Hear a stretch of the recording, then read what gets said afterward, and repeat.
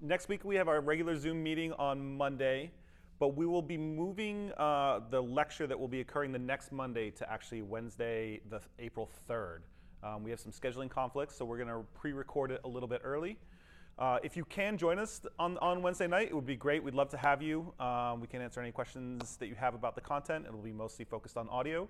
But if you cannot make it, that's OK. We'll release it via YouTube, and you can watch it at your leisure through the next week. Yeah, and it will be here in the SOC at the normal time, so Yep. at 5:50 p.m. And we just posted this announcement to the course website.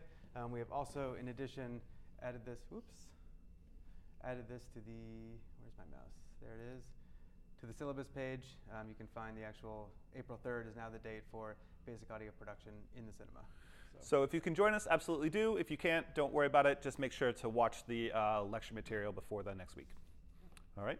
And as usual for tonight, we have Zoom going, so you guys are welcome to unmute your microphones and just ask a question. If you're watching via Zoom, no need to raise your hand or anything. Just unmute and start talking. We can hear you. And otherwise, Ian will be sitting in chat tonight as we talk about video, so let us know if you have any questions. All right. All right, thanks.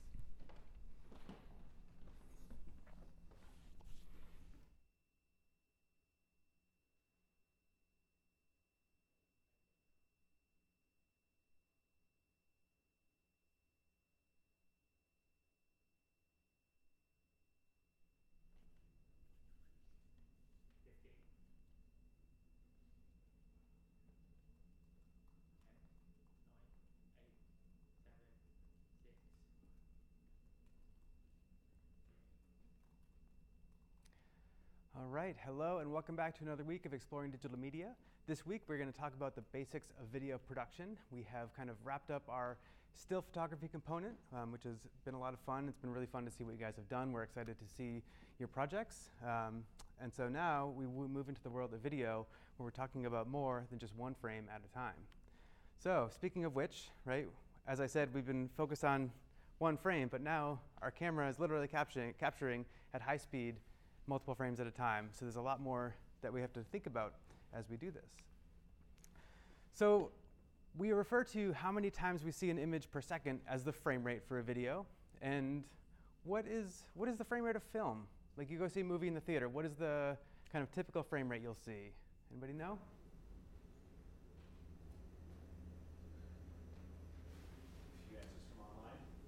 Yeah? Mostly 24 frames per second. 24 frames per second, yes, exactly. And certainly, like this graphic shows 60 FPS, 60 frames per second.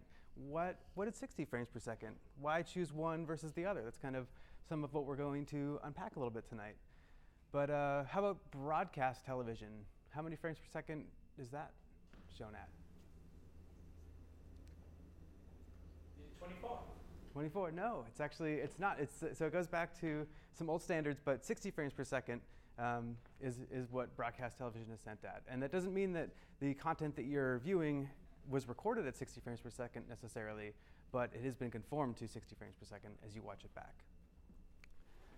All right, so as far as frame rate goes, this all kind of comes down to human perception and how do we determine like that 24 frames per second is how did that become the standard for filmmaking? So let's look at a couple of clips here, starting with just 3 frames per second, as you see in the top right corner. Let's watch this and see how this little clip feels.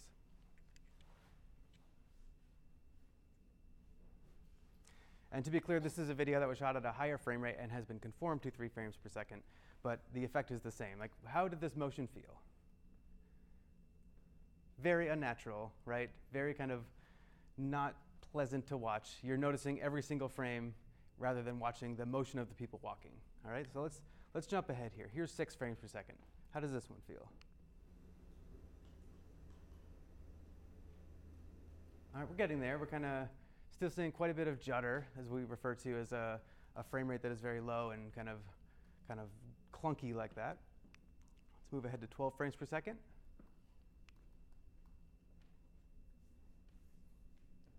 Okay. Is that starting to feel a bit more like a natural motion? Yeah? And let's double up one more time. Let's go to 24 frames per second, as we've already discussed as the kind of standard frame rate for film. And so this kind of comes down to what it is that we're looking at. We're looking at a group of pictures in a rapid succession. That's all video is. It's encoded a bit more smartly than that, But at the end of the day, you're really just looking at pictures being, it's like a flip book that you open and flip through very quickly. The images move forward. So 24 frames per second has kind of become the standard. Does anybody know the reasoning for why that was initially the standard back? I don't even know the year that it was established, but I actually don't off the top of my head either. Yeah. I should look that up. so we'll look that one up. But so 12 frames per second is kind of where we start to not be able to distinguish the difference between the still images being flashed before us, but 24 frames per second is the standard. So my question is why? No? Go ahead, Alec. Yeah, well, that's interesting. That's a part of it. So on this film strip here, we had 24 frames per second. I'm sorry, where you have your film, you've got your picture encoded alongside your audio. So the audio track actually ran alongside the picture.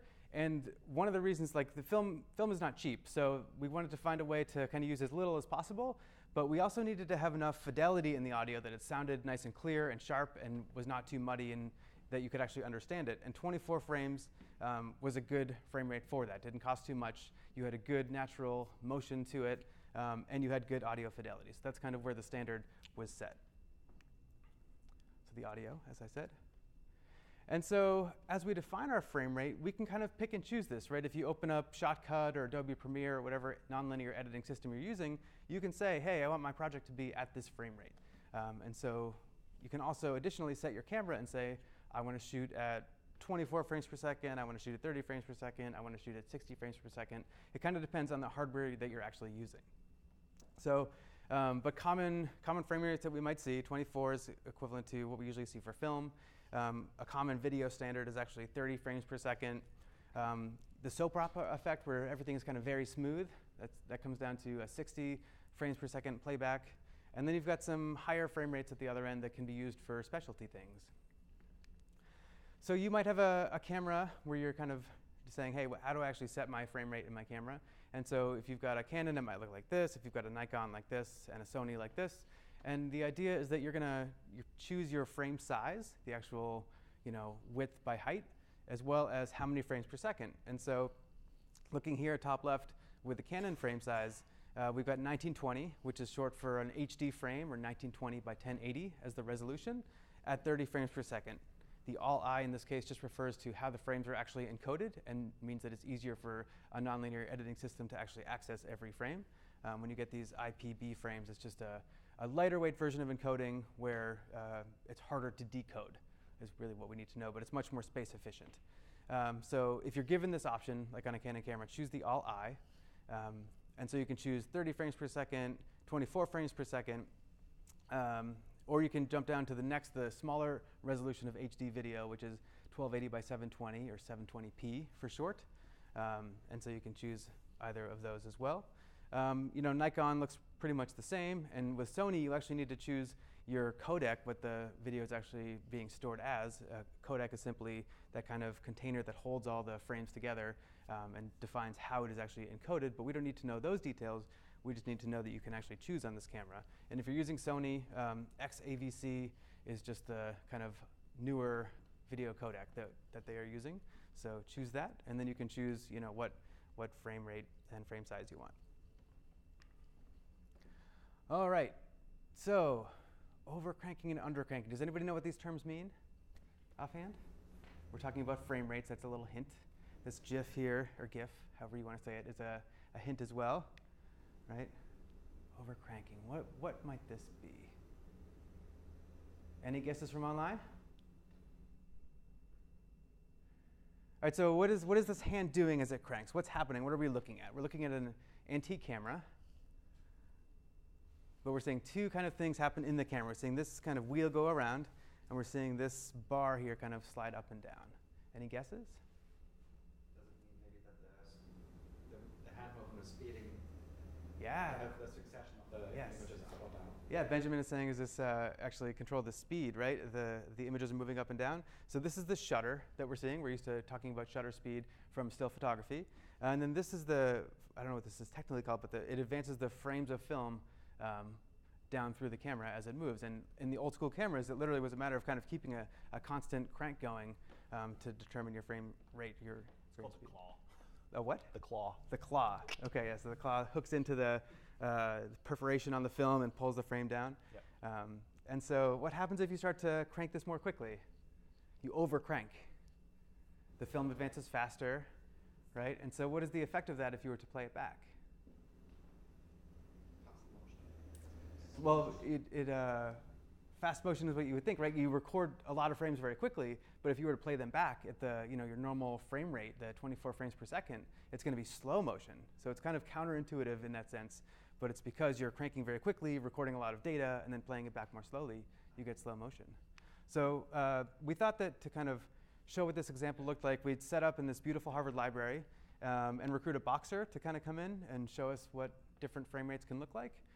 So here we go. We've got Connor Doyle here being a guest for us. So, oh yes, just a little hint as to what the setup looked like.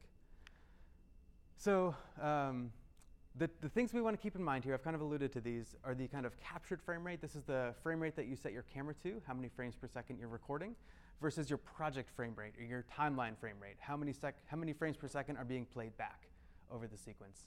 And they matter if they're the same thing, right? So here we have, if you look at the top right of this frame, we've got 24 frames per second being played back at 24 frames per second. This is going to be a real-time playback. So as we watch this, Connor's punching the punching bag here. All right, feels like normal time. If you were standing there watching him, this is the speed at which it happened. All right, but if we look at, we over-cranked here. We were cranked very quickly. We recorded 250 frames per second, and we play it back at 24 frames per second. Roughly what's the time delta here? How many times slower is this going to be? 10 times? Yeah, because 24 times 10 is 240. We'll round up to 250. So 250 frames per second, his punching should be about 1/10 of the speed of normal time when we play it back. And here it is.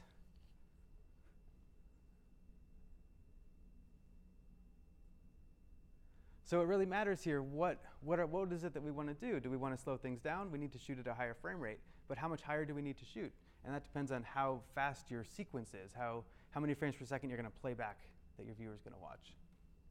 All right, we'll go through a few different stops. Here's 250 frames at 250 frames. So what do we suspect that we'll see in this version?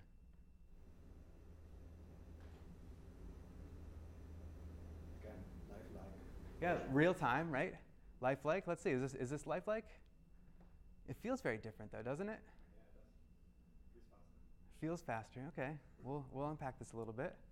But the time it takes for him to punch is sort of the same amount, right? Yeah. But it has a different feeling. That's really it. Exactly. All right. How about 120 frames at 24 frames per second? Right.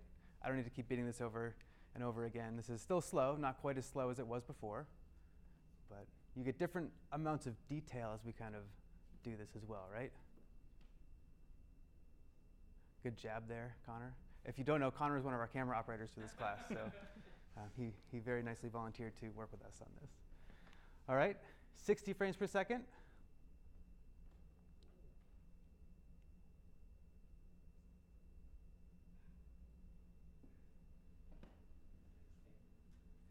All right, so we're getting faster. We're getting a little bit more. We're actually losing a little bit more detail. All right, 30 frames per second. So this is almost real time. This is very slightly slowed down.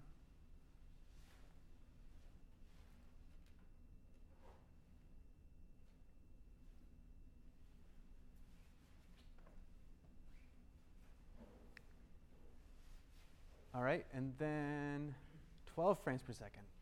What's going to happen here? Right, so we're now talking about, this is going to be on the undercranking side, right? So we're turning the frames per second more slowly than what we're playing them back at, which is going to result in, we've just looked at slow motion, this is going to be fast motion, right? It's almost like an old-timey film.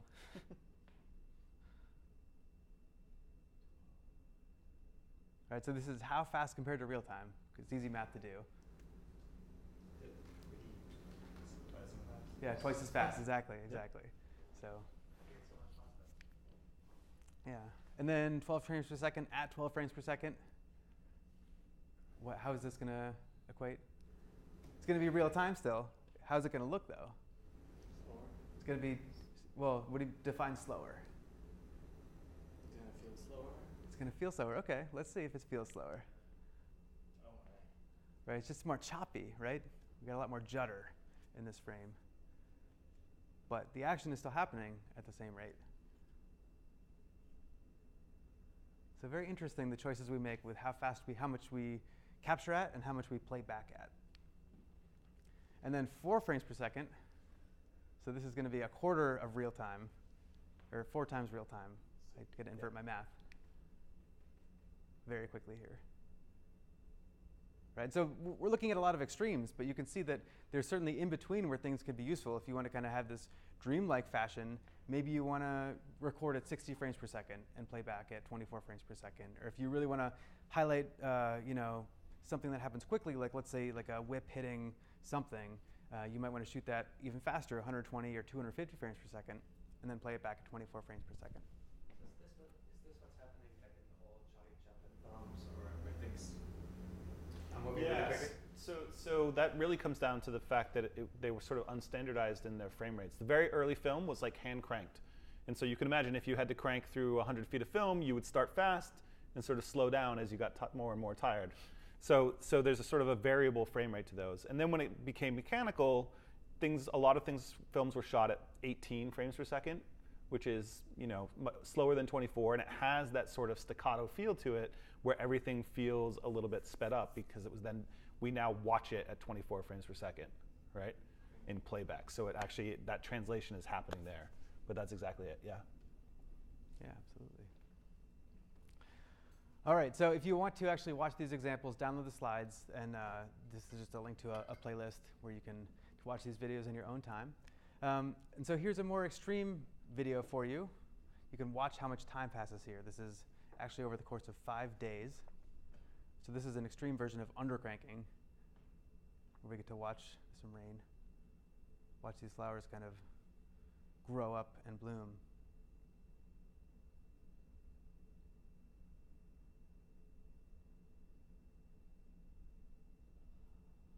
Right, so kind of like, not as pretty as like an actual nature show, but the idea is the same, where you're compressing time here, which is a really interesting thing to do.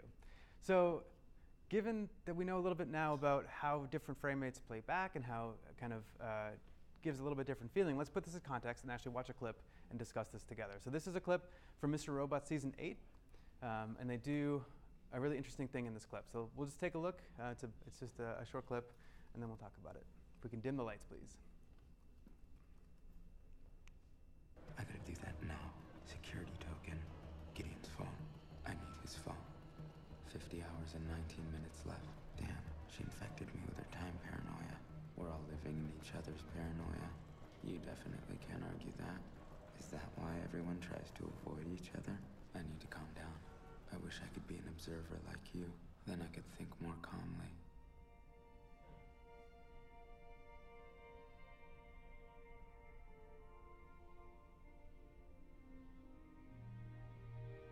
This is comfortable, less stressful. In fact, I feel like I can see everything, know everything this way. Do you know more than me? That wouldn't be fair. My imaginary friend knowing more than me. So what would you do now? We need a distraction to get Gideon's phone.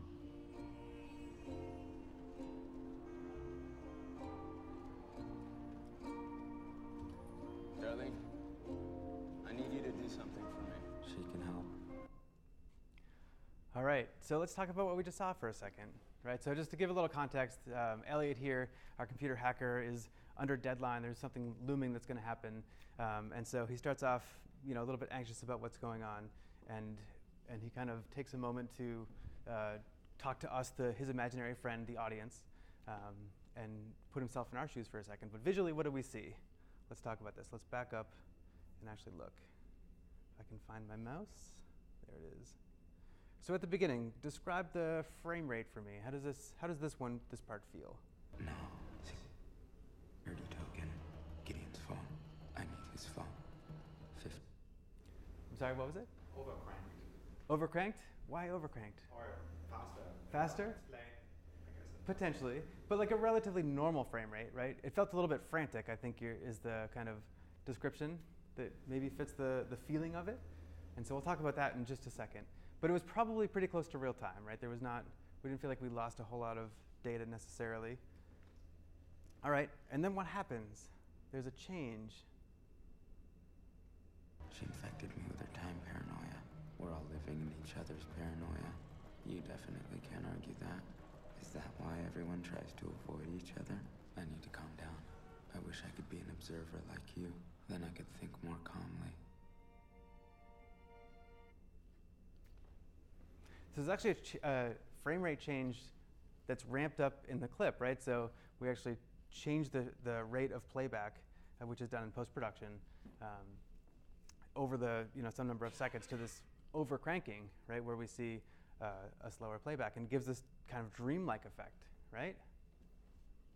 Very contemplative. Yeah, and like the rest of the world, the effect for us, the audience, as we watch this, is that the rest of the world literally slows down. It's narrated still in real time, so it feels like we're kind of, as Elliot takes a look around and kind of sees things, I think he says, we kind of feel that with him.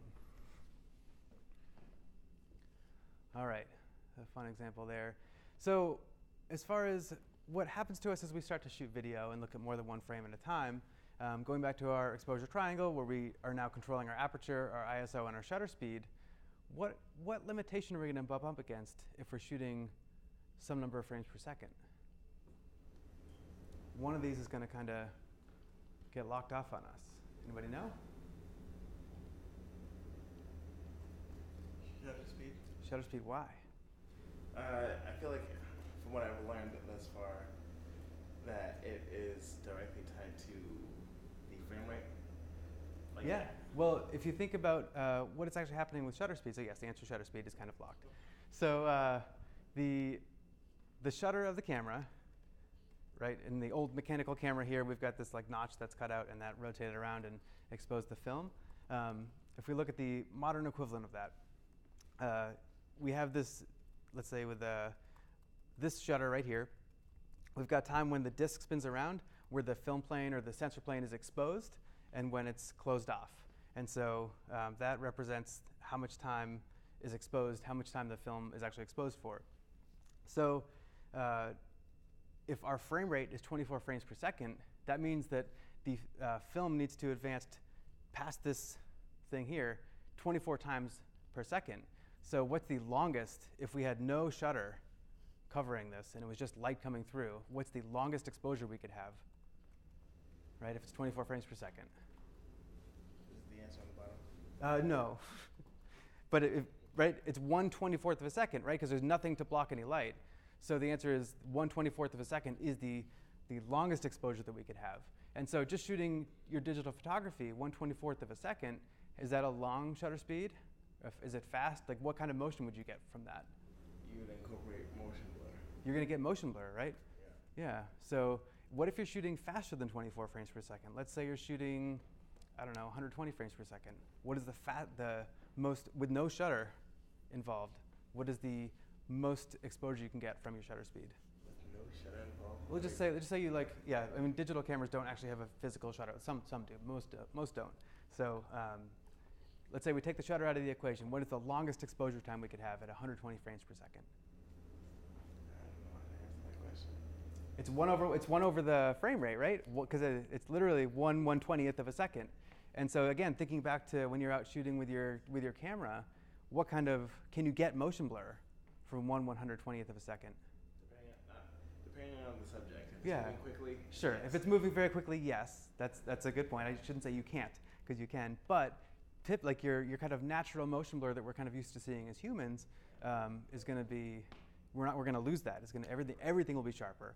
And so if you think back to old film cameras, right, we had to actually close the shutter for some period of time so that the film could advance. Otherwise, everything would just be this kind of blur effect as you advance the film through the camera.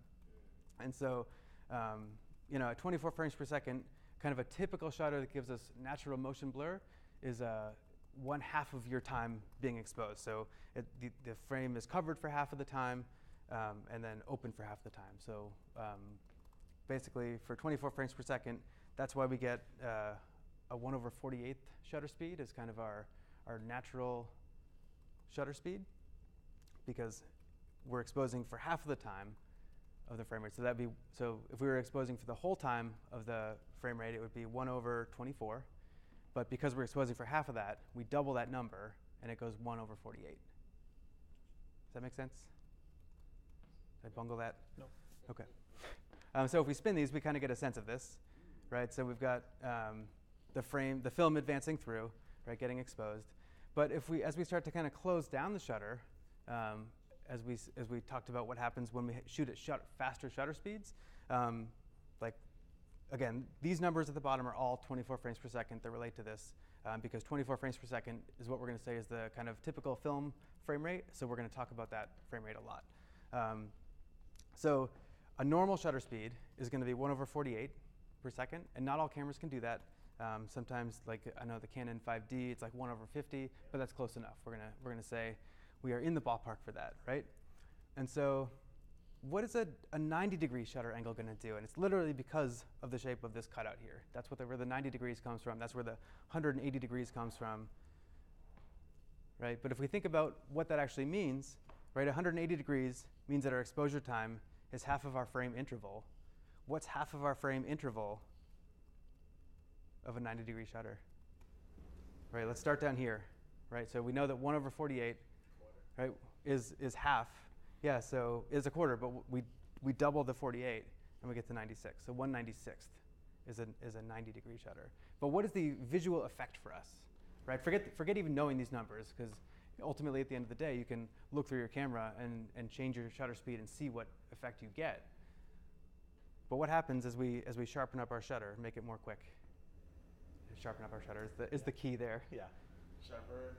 Yeah, right. We lose our motion blur, right? This is really what I'm trying to hammer home here. Is like the faster the shutter speed, the less motion blur we have. We know this from digital photography already, and the same is true with video. But with video, as images move in sequence, we kind of expect a certain amount of blur, and that goes away when we shoot higher frame rate because our shutter speed is maxed out, or if we change our shutter speed. And that's why I put the lock on the exposure triangle, because if you want to have natural motion blur and have video that we are used to seeing over the years of watching movies and films, you want your shutter speed to be roughly 1/48 at 24 frames per second. And so here's the slide for that. Yeah, so again, this is sort of conventional motion, right? The natural feeling motion in video, but you can definitely push and pull it in either direction. You just can't go below the frame rate, the period of the frame rate for your shutter speed. So you can't get any blurrier than 1/24 if you're shooting at 24 frames per second. What would happen if you did? Well, you couldn't, because you would ask the camera to record an image for longer than one frame, right? So you'd be trying to record a single image for 2 frames, which you can't. So you can't go any slower than 1/24, but you can go faster. You can take a shorter image in that 1/24 of a second. You just can't go longer than that, because then it would be recording over 2 frames, and your frame rate wouldn't be 24 frames per second. Because you wouldn't be able to use that in post, would you? Well, You just couldn't do it, because if you tried to record longer than 1/24, right, then you're not shooting at 24 frames per second. You're shooting at some smaller amount than that. I'm going to try this. Okay. Your camera will not even let you do it. Yeah. It's the laws of physics will not allow it. Oh, yeah? We'll see about that. All right, Ralph, let's see it. And so I mentioned this already, but some cameras can't actually do 1/48, so use 150 instead. And like this is really a guide if you're coming into this class and you have not touched video before and you're not sure what to set your camera to. If you want to have a traditional cinematic look, set your camera to 24 frames per second. Sometimes that is abbreviated as 23.98. That is, for all intents and purposes, the same thing, with a shutter speed of 1/48, which is our 180-degree shutter angle. Potato, we showed the graphic of what the shutter looked like back in the day. It was when there was a circle, and you actually would open and close the angle of it. And so now we typically talk about shutter speed as fractions, and it's all about the exposure time. So 1/48 of a second is equivalent to a 180-degree shutter. And refer back to the graphic I just showed that kind of animated to see why. Okay, so what happens as we start to play with the shutter speed in the video? Let's go back to our boxing example. And so we're watching all 24 frames per second video here, played back at 24 frames per second. And this is going to be just kind of a study of motion blur. So I said before, what happens if we just like take the shutter out of the equation, right? So a 360-degree shutter is literally no shutter at all, right? So it's just constantly light hitting the sensor per frame. We're on a tripod, so not everything in the frame is going to blur for us. But let's take a look at what happens with our motion.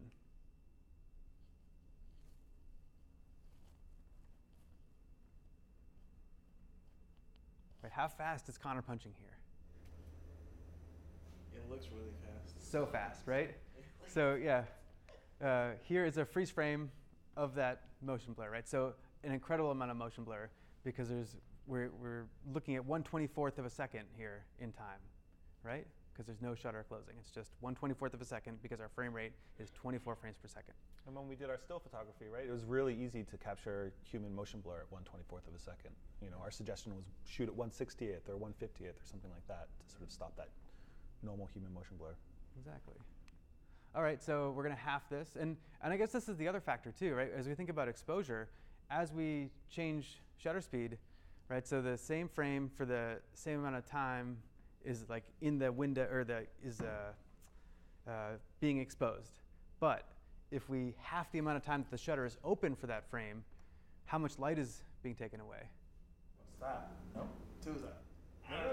Yeah. One. Exactly. Yeah. So we need to compensate. Just like, I mean, this is exactly the same thing as when we shot still photography, right? We had to compensate for when we changed the shutter speed, we had to compensate with ISO or aperture. The same thing applies to video. It's just confusing because there are more frames involved. So that's all, but the same principles apply.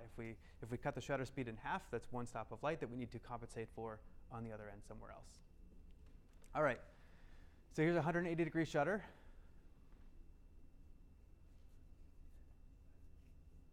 Right, so half as much motion blur as, can we qualify it that way? I mean, it's half as much time, half as much light. Yeah. I mean, So, you know, does that equate visually? Maybe not, right? Here's what that motion blur looks like. It looks pretty similar to me to the 360-degree, right? But let's keep going down this rabbit hole.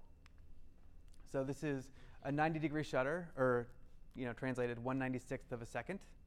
so that's one more stop close down, right? Yes. Yeah, we keep doing halves here. Yeah. Right, so this is feeling a little bit different now, huh?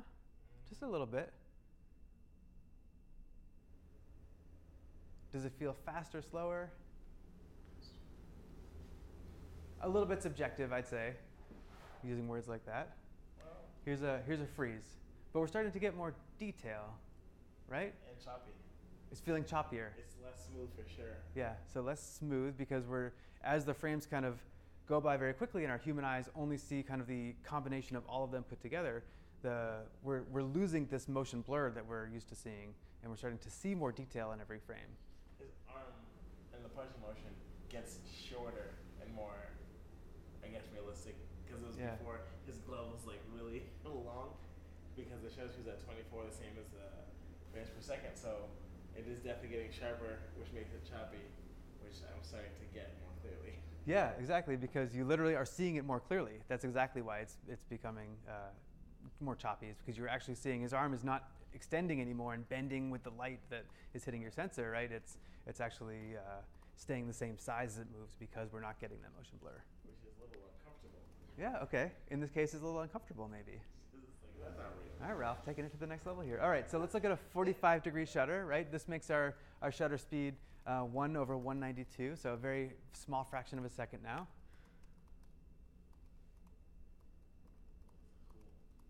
Looks cool.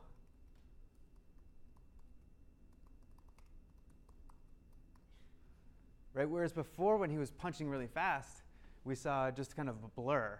Now we're just kind of seeing like fists flying, the actual outline of the fists. I think we actually, we went a couple more stops here, so let's keep looking. Here's a freeze of the motion blur just to compare apples to apples. All right, so let's go down to it. Again, we're halving and halving and halving and halving. So a 22.5-degree shutter, or 1/384th of a second. It's kind of weird to watch. Like, we're just not used to seeing a whole lot of footage that looks like this as humans. I can see this in a boxing movie because it looks good still. Like the last one before we went here was usable for like fast fight scene.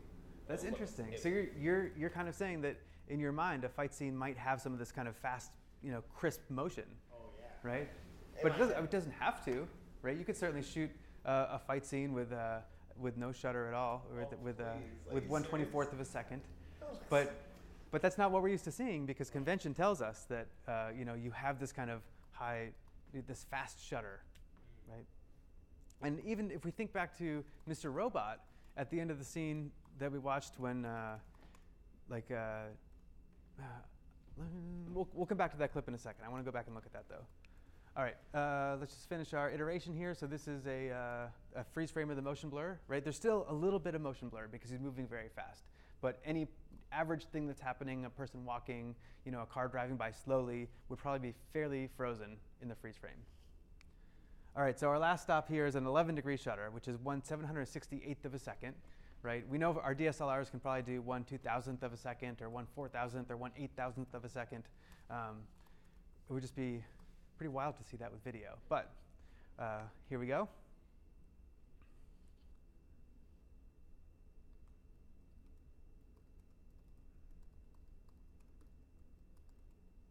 So give me some adjectives that describes this frame, maybe versus the first frame that we looked at.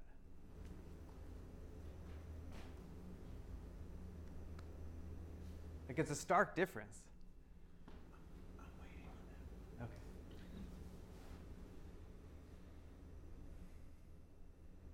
Is it more comfortable to watch, less comfortable? It's more unnatural. It's more natural? More unnatural. Oh, more unnatural. Okay. You can almost read what's written on the video. Yeah, here's the freeze frame, right? And so I tried to grab all the freeze frames in the middle of like the punching action. So we're in the first frame. Let's look at the comparison. So in the first frame, right, it was just like no clear delineation of his arm. As we kind of get down, right, we're starting to get a bit more clear as we get to 1/96th of a second, right? But once we get down to like 1/768th or did I put these out of order? 92. Where's the highest one? Yeah. it is. It is, okay, so I'll rearrange these and repost it. But this is our fastest shutter speed, which just clearly has the least amount of motion blur. But again, we're talking about multiple frames per second. As we watch this, it's just a very different effect than what we see. So if you're going out to shoot a video of somebody just casually walking down the street and that your subject is walking, would you choose, which would you choose? Like, which are we kind of conditioned to seeing? And I've already given the answer away, but, right? This one, the 1/48th of a second shutter speed, if we're shooting at 24 frames per second, right? So this is the kind of natural motion blur we're used to seeing. Of course, Connor is punching very fast, so we just get a whole lot of blur. All right, if you want to watch these examples on your own, click the link at the bottom. That's Connor, yep. Give a wave, Connor. Do not get into a fight with this guy. Yeah. That's cool, man. If you're trying to kind of do this conversion in your head, we've made a chart here for you. So at 24 frames per second, if you're trying to figure out what you want to achieve one of the effects that we've looked at, like let's say you want to have that frozen motion, right? If you want the 45-degree shutter angle look, you'd set your camera to 192 frames per second. And then we also do the higher frame rates for you as well. All right, so this is about a 2-minute clip. This is it's shortened from the beginning of Saving Private Ryan. I cut out some of the violence, and there's no sound, just so we can watch visually what happens. But let's watch this clip, and then let's talk about it. But there are some interesting things that happen here with both shutter speed and frame rate. Yes? If you want to go back to Mr. Robot, you did mention it before. I did. Okay, yeah, let's do that first, Ralph. You're right. So before we go to this, let me back up to Mr. Robot. Because I would have forgotten. If I were you, that's all. Let me just say something. Yes, thank you. You are so right. All right, so let's watch this again. Security token. Maybe we can lose the audio on this one. I need his phone. 50 hours and 90. So what does the shutter speed feel like here to you? Is it, and I don't mean like tell me what the shutter speed is, but is it fast or slow? It seems like it's 192 so fast. It feels sharp, right? Like there's not much motion blur in watching him walk. Right. Okay? So then,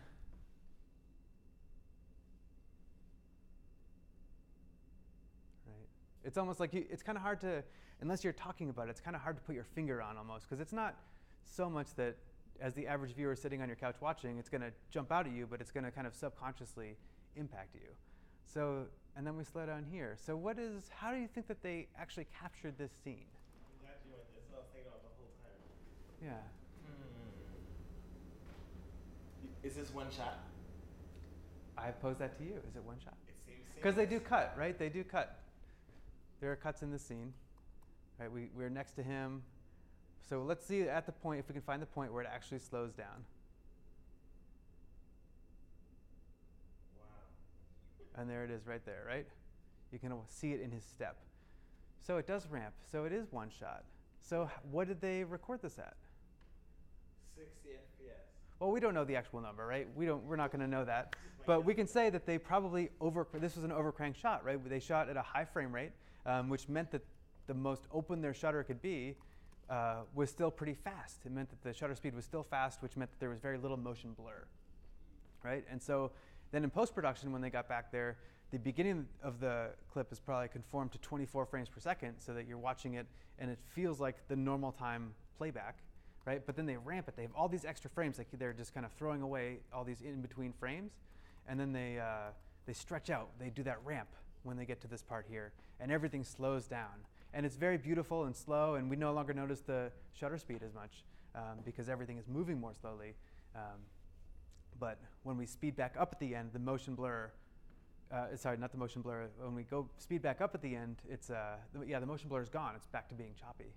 So my guess is that they did this in one shot, the actual motion blur part. It's impressive. All right. So anyway, let's come back to Saving Private Ryan and kind of put all these ideas together.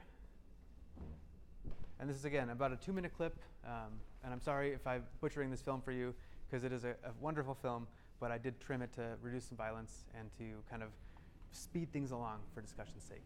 So if we can dim the lights, please.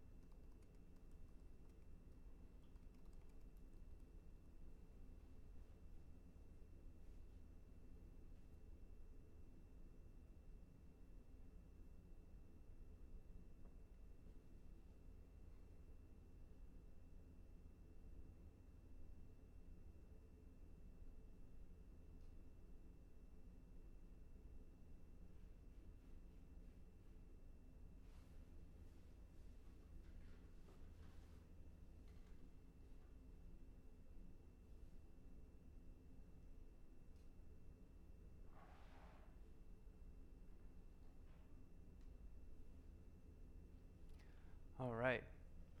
So, did you catch some of the changes that we saw in the film? Let's walk back through it together. So let's set up, how do we feel at the beginning as far as frame rate and shutter speed go? How does this part feel?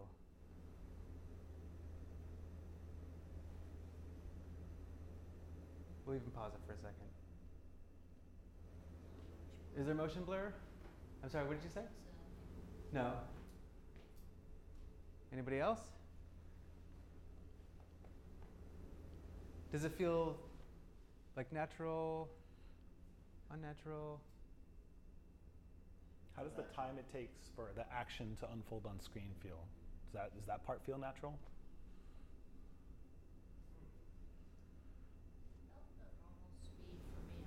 Yeah. Okay, so this part will say roughly normal speed. But you said, I heard the word until, which means there's a change, right? Yeah. Okay. So even in here, right, if we look at the actual water here, there's motion blur, right? This is frozen, or not frozen. So, okay. Let's go ahead and move forward again.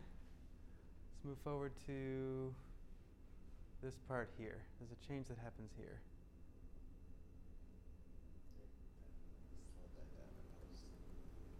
Yeah, this is interesting. So Ralph, what did you say? The shot with Tom Hanks was slowed down in post, but this next shot could have been shot with a completely different shutter speed because it just looks way more motion blurry. Sure. So you're saying it was slowed down in post. So unpack that for me a little bit. Let's just hypothesize what frame rate they were shooting at. If I were them, I would have been shooting at, let's say, 24 frames per second as it was falling in because it seems regular. And then they slowed it down after the fact to give it more of a drama and like. So you're playing back, let's say, 12 frames per second, yeah, half probably. 15 frames per second, something like that. Some lesser number. Okay. More and visually for us to create this drama as you described, it's slowing it down, so we're watching it in slower than real time, but there's bigger chunks of time between each frame that we're seeing, right? Exactly. So which you is can kind see of like him just sitting there looks really blurry. So it's like you're seeing him think a lot and observe what's happening. So you're starting to feel what he feels. Yeah. Even though there's no audio, I was like, man, that sucks. Yeah. That's what I was thinking. So. Yeah. So you're saying we're starting to identify with him and feel how he feels. Okay. So all this kind of chaos revolves around him, but it changes back again, right? Is there a trigger that changes it back? All right. Well, I made an edit there. Well, that would be the cut. Yeah. Okay. So now we're back to the same kind of effect, right? Helmet goes back on, and then there's this shot that comes up here. Here. So the cut between him being, I don't want to keep talking. Is there anyone else going to talk? Anybody else? Yeah, Ralph's been saying it all. Anything from the internet, Ian? Yeah, a lot of people are sort of mentioning that it's like early part is reminiscent of sort of war photography and that kind of aesthetic and things like that, which you can imagine that there's some higher shutter speeds used in that to sort of capture action. Absolutely. All right, so then there's this moment where he's kind of like shell-shocked by this whole kind of hitting the beach, right? And we've got this other soldiers yelling in his face for a second, and totally like what feels much more normal and natural, right? Especially juxtaposed to the slow frame rate playback. And then there's another shift. So he gets back with it. He runs up on the beach, and there's another shift. Where is it? I think it's right after this.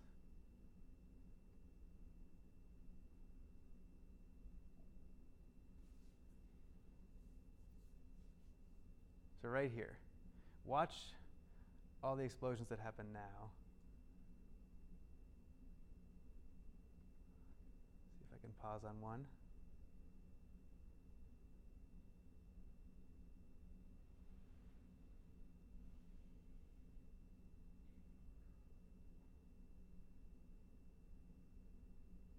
Did I miss it? There we go.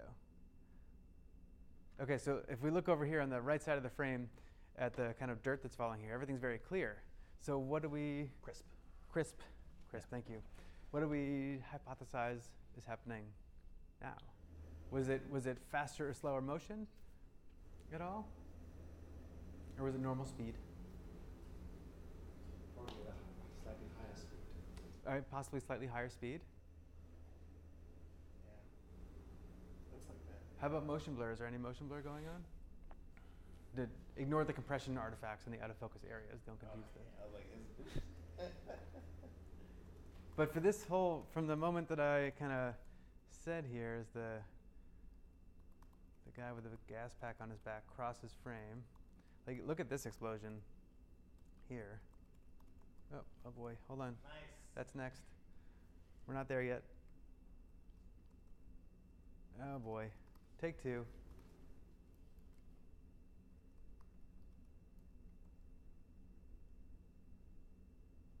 We'll cut this part out in post, don't worry. It's more fun to leave it in. All right, so we get to this right here. This is where my eye starts to really notice it. But like, just all the detail, you can see all of the bits of dirt and all the action is really happening. And so this is not traditional of kind of your cinematic look, but what is that has changed most likely? So it's possibly a slightly different frame rate, but I would say the action happens similar to what we see. Like the time it takes them to run across the beach is similar to what we expect a human to take to run across the beach. Right.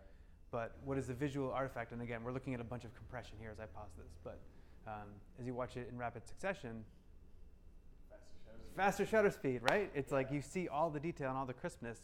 And I think it adds to what Benjamin is seeing here with you get all the detail, all this detail that you don't otherwise, you're not used to seeing. You're used to seeing all this stuff hidden in the motion blur as you watch. Yeah, so this feels very sharp.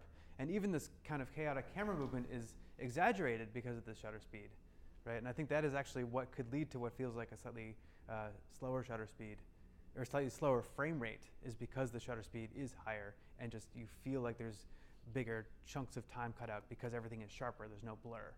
Looks amazing. If that makes sense. I would love to see the behind the scenes of that cameraman's movement. Because I want to see what he was doing. I think it was just like this, you know? He dipped down at one point and then he came back up. But the thing is, I think it is though. The magic is that the exposure settings were changed, right? Yeah. That's really what it comes down to. It's that we shutter say- speed is what makes this so impactful. We say simple, but operating, Yeah, you that's know, true. a 40-pound camera on a beach as you run is not In a bunch of simple. explosions Yeah, and people in, running around. in any way, shape, or form. All right.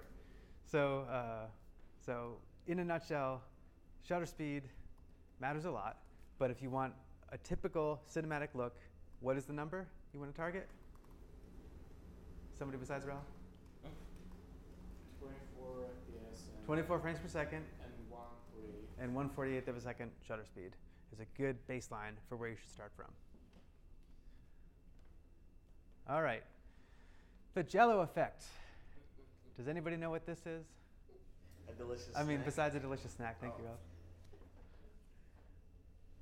Does anybody know have you seen what I'm referring to? You might not have. I'll hop in on that one. Okay, Alec, let's hear it. From CCDs not having a specific shutter speed, they bucket brigade the lines so you get a sliding effect instead of an even shutter look. Okay, yeah. I'm going to unpack that a little bit here. So it actually, you said CCD, you're getting very technical in a sensor type. It's actually a product of CMOS sensors, which I wasn't even going to talk about. But the idea is this. So it's called rolling shutter, but I want to be clear that this has nothing to do with the actual shutter speed of the camera. Watch the kind of warping that happens as the camera whips back and forth very quickly. This all has to do with sensor technology and nothing to do with shutter speed, even though it's called rolling shutter. Right, so it's really pronounced as you wiggle a camera like this. Right, so this is a Canon 5D Mark IV. Let's look at the same thing again on a Red Epic Dragon.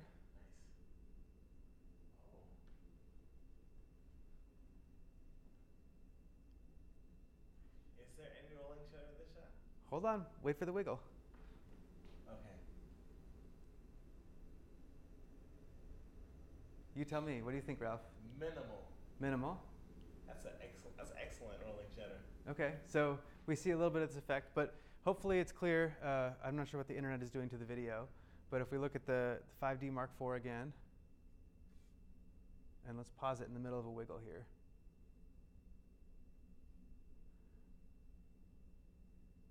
Right. Let me pause it, yeah. Ah, my goodness.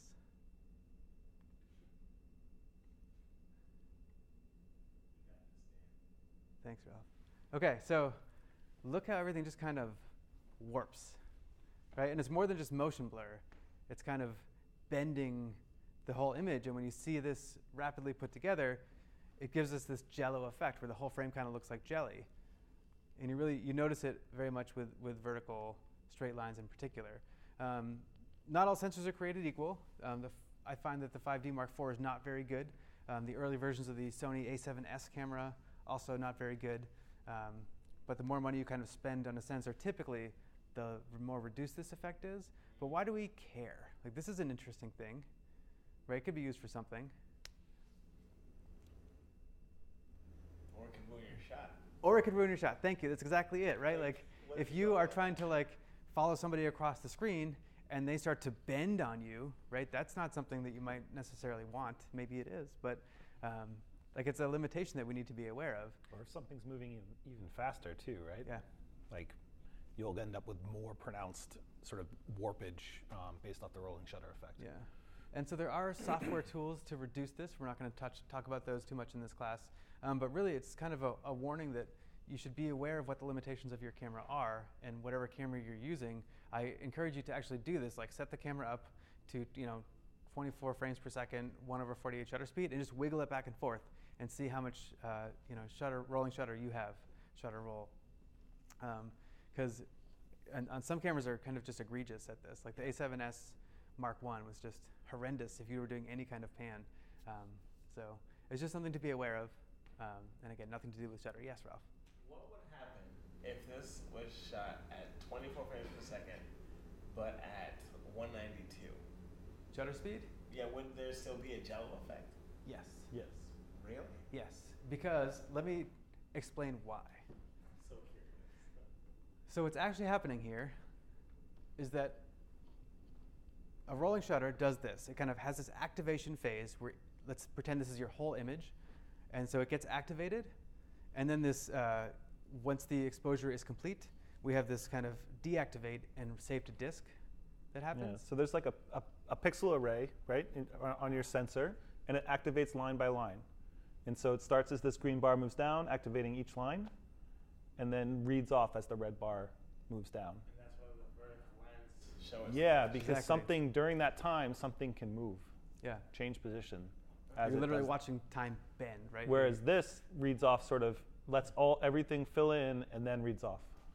Does And the saves. Red Epic Dragon, or the red cameras have global shutters? They have rolling shutters, and you saw it a little bit. You said when we saw the camera wiggle, there's a little bit there, but it's much less pronounced, right? So most cameras have this technology in them.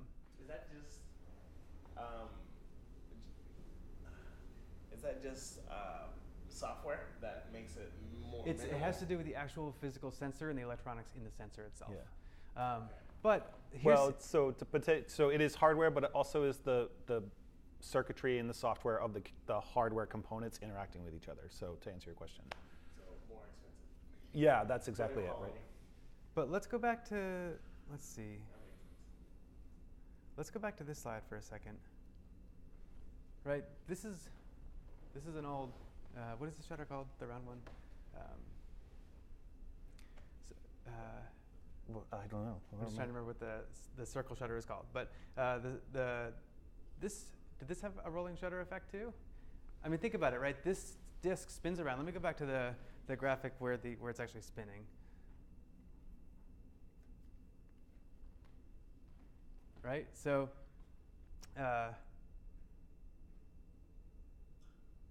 As this spins, right, part of the frame, notice the point like here, right? So part of the frame is exposed and then part of it's covered up. Yeah.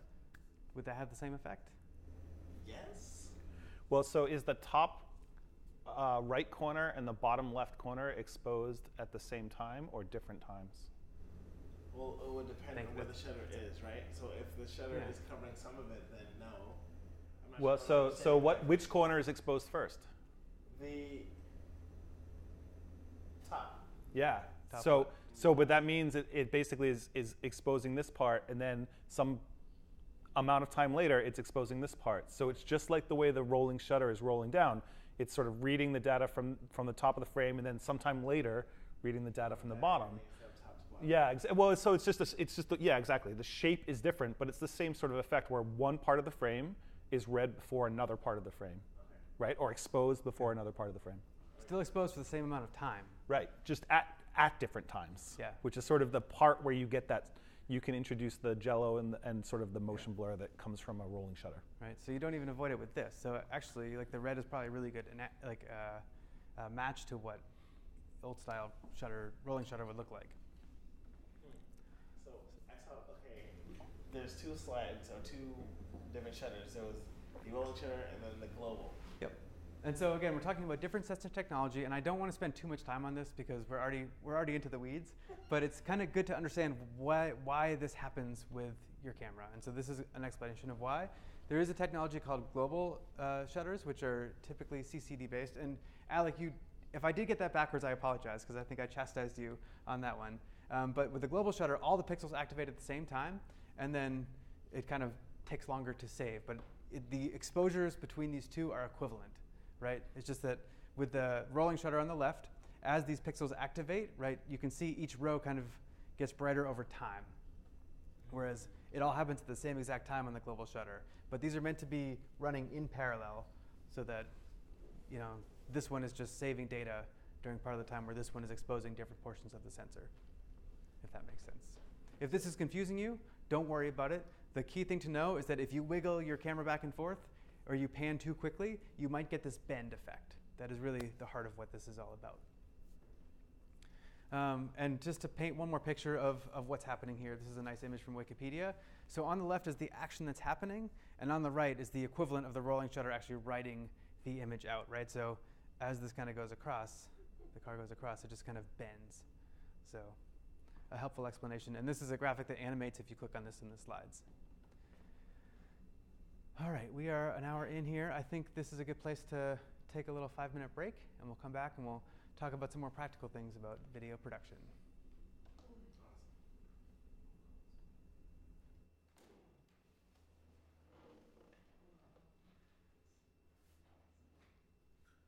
Again, over here. And I was late to class because I don't know why I thought it was gonna be online. So I just sitting over there like, wait a minute. I saw this and I logged in. I said, wow. I appreciate you coming to class. Give me some feedback. I took stock a little bit, right? And I realized it's very difficult. No one's talking back. So I'm like, I just sit here like, I want to wait. I'm like, I'm so interested. I'm like, God, this is annoying. Oh, no, it's fine. I mean, that's part of the trouble of teaching online classes. People don't have the time. You know, you get them used to the tune, but to chime in, they don't have to. So. They don't have to. No, it's not required. Like people can. If somebody was to unmute their microphone and start talking, you could hear them now. Watching it. Yes. I always try to wait. Like, I don't know when to shut up. I'm like, at what point do I just not say anything? No, I mean it's great. It's a good, you know, especially if it helps you get any clarity. It does. I have a question about global shutters. Are they superior in regard to Jello, the Jello effect? Yes. Because nothing will bend. Right? It'll just be motion blur. Okay. So does that? Where they found? What cameras? I've never been there, so no. So some, Which is just a in different some sense ways, of like technology. some, It's actually they're they're kind kind of of wear glasses that typically like actually are powered. powered. They're actually- CMOS sensors.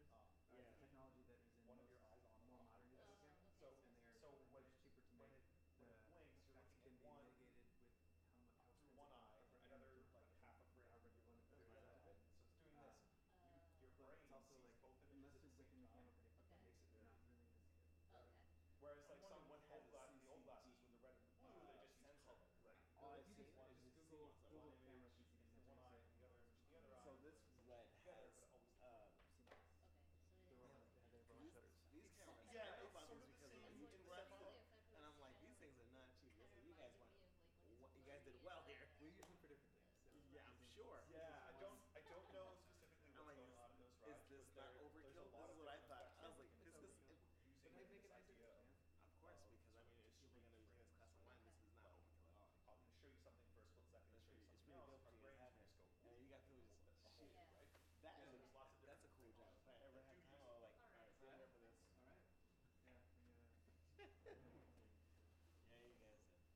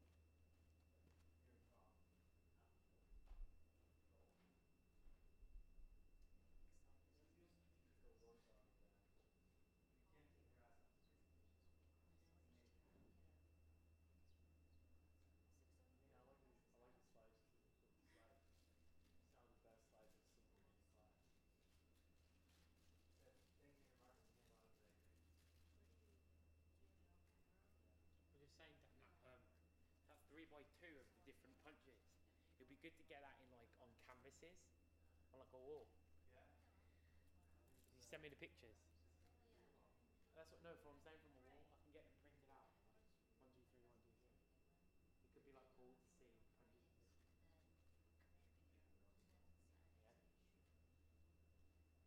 1, 2, 3. Yeah. Oh my God! Is that Milo? It's Milo. It's Milo. Scully. Yeah.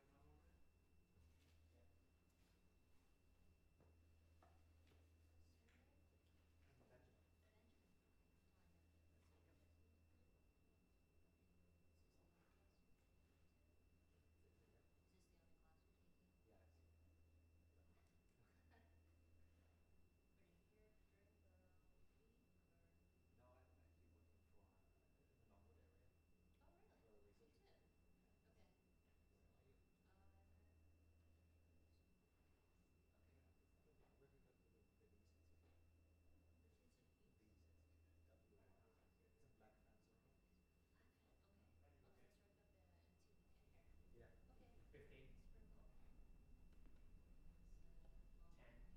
9. 8. You live here or on the other side? 5. That's a bit of. All right, guys, welcome back. So we just finished our conversation about frame rates and shutter speeds and rolling shutter and all that kind of stuff. Hopefully you have some good takeaways. What frame rate should you start with? For a cinematic look? 24 frames per second, shutter speed of 1/48th of a second. Great.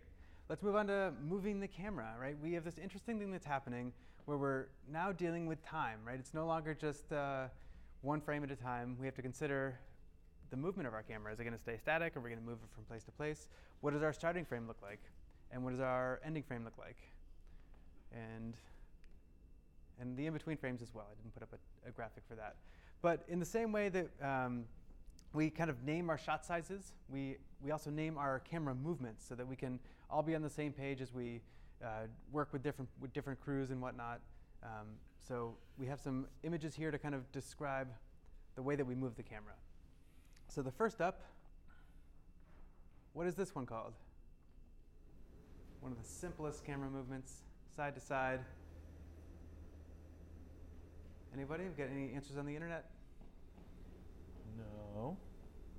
But I'm sure someone out there knows. Panning from Lindsay. Yeah. Panning, yes. So this is a camera pan. Exactly. Just side to side. All right, here's a clip from Ferris Bueller's Day Off. So we are panning across with his car. Cut into the garage. We're going to have another pan. All right. So along the horizontal axis, side to side.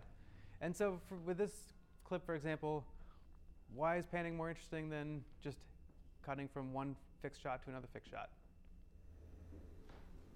Like, why pan? See the environment. We get more environment, and it's also not given to us all at once necessarily, right? We kind of follow our subject along in this case. So, one reason. All right, so if side to side is panning, what is up and down?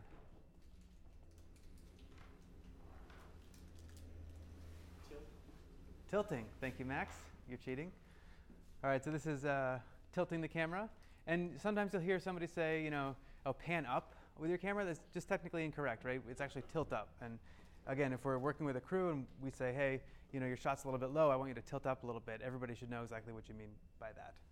All right, so up and down is tilt. All right, here's an example from The Return of the Jedi.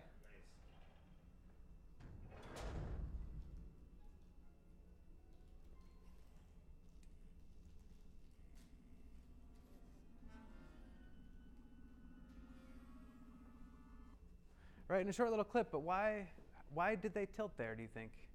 What did it do for us as a viewer? Yeah, let me play it back. Right, so we've got this kind of shot that establishes this carbonite being here.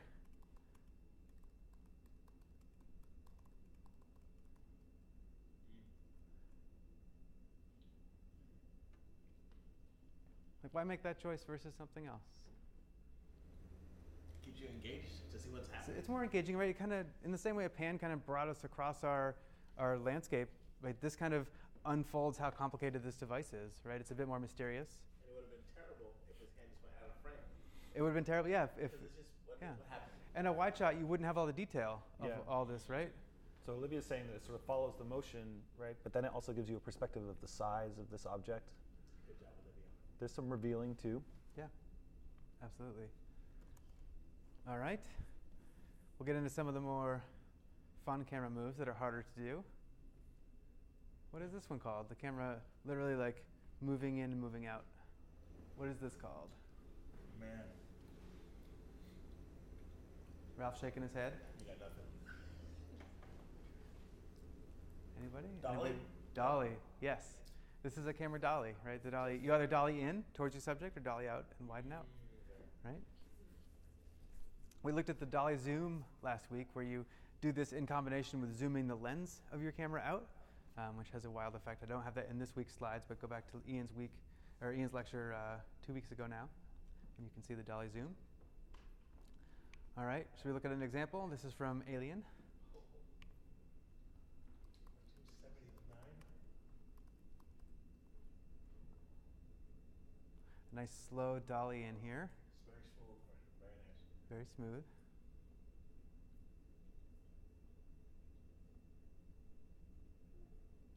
Excellent. Cool. So I'm seeing some oohs and ahs in the room here, but why? Like, why not just like pan over and show us the room? What is it that actually happens here? What happens to our shot size? What is this shot size? Wide, right? It gives us a sense of scale, but like the environment, right? We see the whole facade of this door, right? We're seeing it out of context of the rest of the movie, so I'm sure there's more information to see. But in this case, then what happens? What is our shot size like here? That's sneaky. I didn't notice any of this. This is close up. Yeah, it's closer, right? It's kind of hard to say.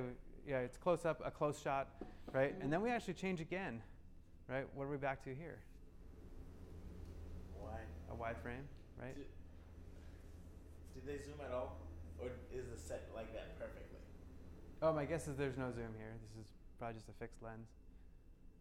But, it's much more dramatic a reveal, right? We're kind of creeping in as the viewer into this space, right? It's kind of this bizarre space. And actually physically moving in, right? We're now thinking about our instead of one still image, it's our place over time, our position over time, and our understanding of this space changes as we get closer to it, right? And it's very different feeling than if we were just to cut from a wide shot to cut to a close-up shot, right? We've got this kind of unpacking along the way.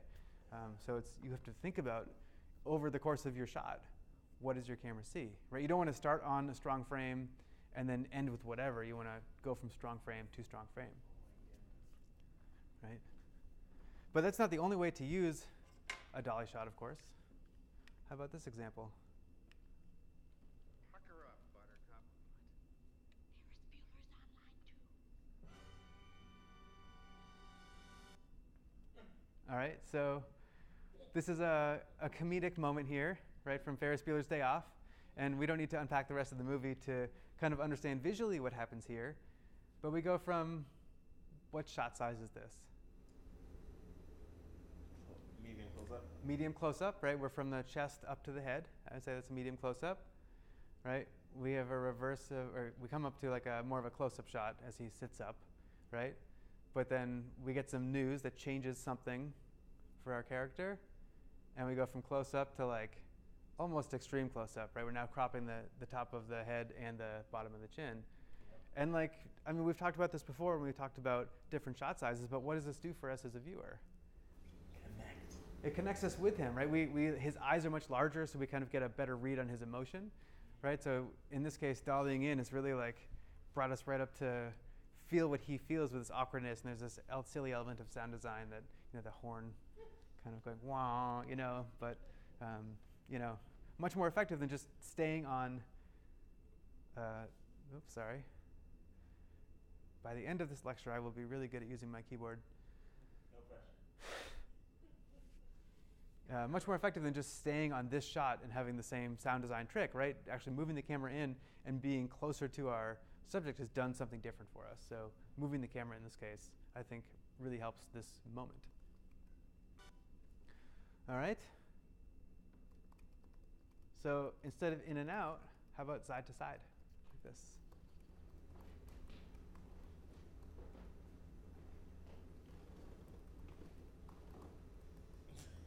It's called a truck. No way. Yep, I side was to like side. dolly left to dolly right. That's so No, funny. so Wow. yeah, but again, same thing. Like if you said dolly left, like we'd probably all know what you meant with that, right? But for the sake of clarity, truck left means my left. I'm going to move this way, or truck right means move this way.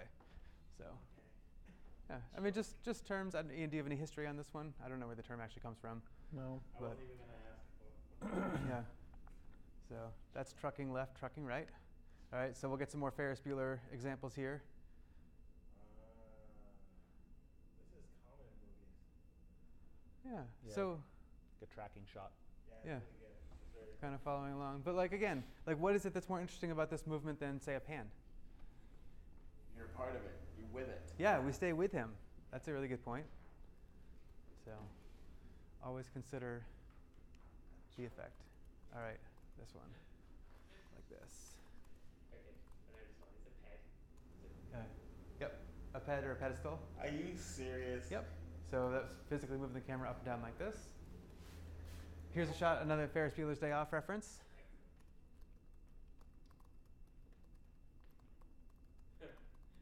Oh, that's perfect. Oh, yes. Look at that. But I mean, like this one camera movement has done so much for us in this moment. The end is they just cut to the reverse shot of the car. So talk me through this. Why is this the right choice here? Or is it the right choice here? Why not do something else?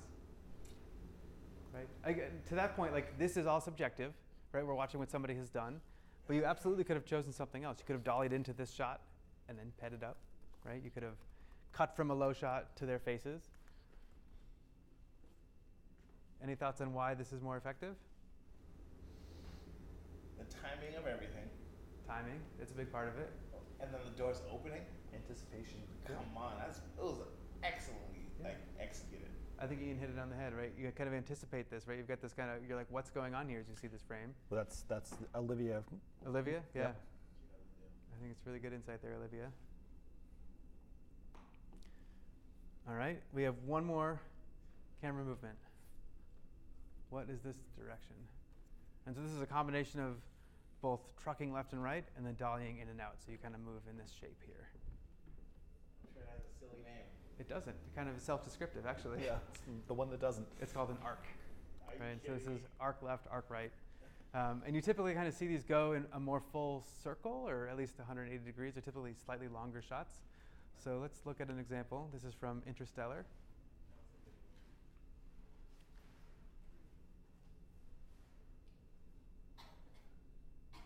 Here's another arcing shot, which comes right after that.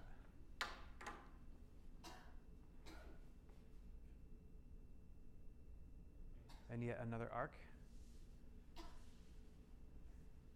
So I think it's interesting because I think that those two arcing shots we just saw do different things. I guess I left the whole clip in here. So we'll back up. What does this one do?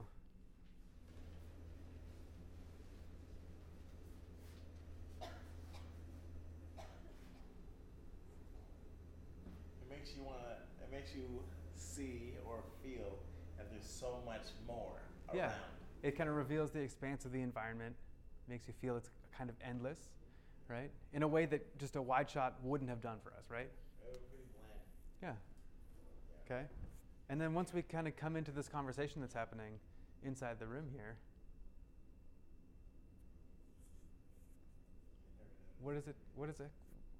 How does this kind of keep the conversation moving for us? We can't even hear them, but It kind of makes you feel involved. yeah. As well. All right, so it kind of makes you feel involved. Like What you're does part it of do to the action. space, right? It's the same exact camera movement, but it's done Yeah, it sort of collapses the space and makes it much more intimate, right? This sort of conversation and claustrophobic, and we're in between people as we arc around. Whereas the first one, it showed how big everything was, and then the same camera movement just collapses everything. So context sort of matters a little bit. Absolutely. Wow. I hope our final projects don't have to look like this. And you'll notice too, like oftentimes you'll see one, if they're gonna cut together arcing shots like this, you're working in the same direction, right? So you very rarely will reverse the direction. And the same thing goes for pans. I don't have any slides about this, but you don't typically pan in one direction and then pan back. Because what's the point of that? You've already shown us this information. Why are we seeing it again? So when you pan, start at your starting point, end to your ending point, and there's no reason to then double back. Like my mom does this, for example. If she watches this video, I'm sorry, Mom. But she'll want to show this beautiful landscape. So she'll show it to you once and then show it to you again. And you're not really getting anything new. So, yeah. You're in trouble. Yeah, probably. All right, quiz time. What's the first one here? Not Ralph. Done. Say it louder, I just can't hear. Pan? Tilt? Dolly? Ped? Pedestal? No, I didn't actually, I don't think we did this one. I skipped one. Roll. Yeah, so this is, I'll update the slides and put this in, but it literally is when you tilt the camera like this. It's called a roll. Yeah, I don't have a clip. I missed it. I'm sorry, Ralph. All right, moving physically side to side. Truck. And then the last one that we just saw at the end where we kind of made this fun motion. Arc. All right. So let's talk about camera support now. We've seen all these kind of fun moves that you can do, that you've seen some very expensive technology actually move the camera around. But do you need to have that expensive technology to do these camera moves? That's a question for the ages. So one of the most basic camera supports that you're going to use is a tripod. And you may or may not have access to these, but we see a tripod in a couple different configurations. But it comes down to the actual legs of the tripod. This is called the tripod head. If you're shooting video, there are different heads than what you might use for photos. And actually, give me 1 second. Let me just grab an example of this.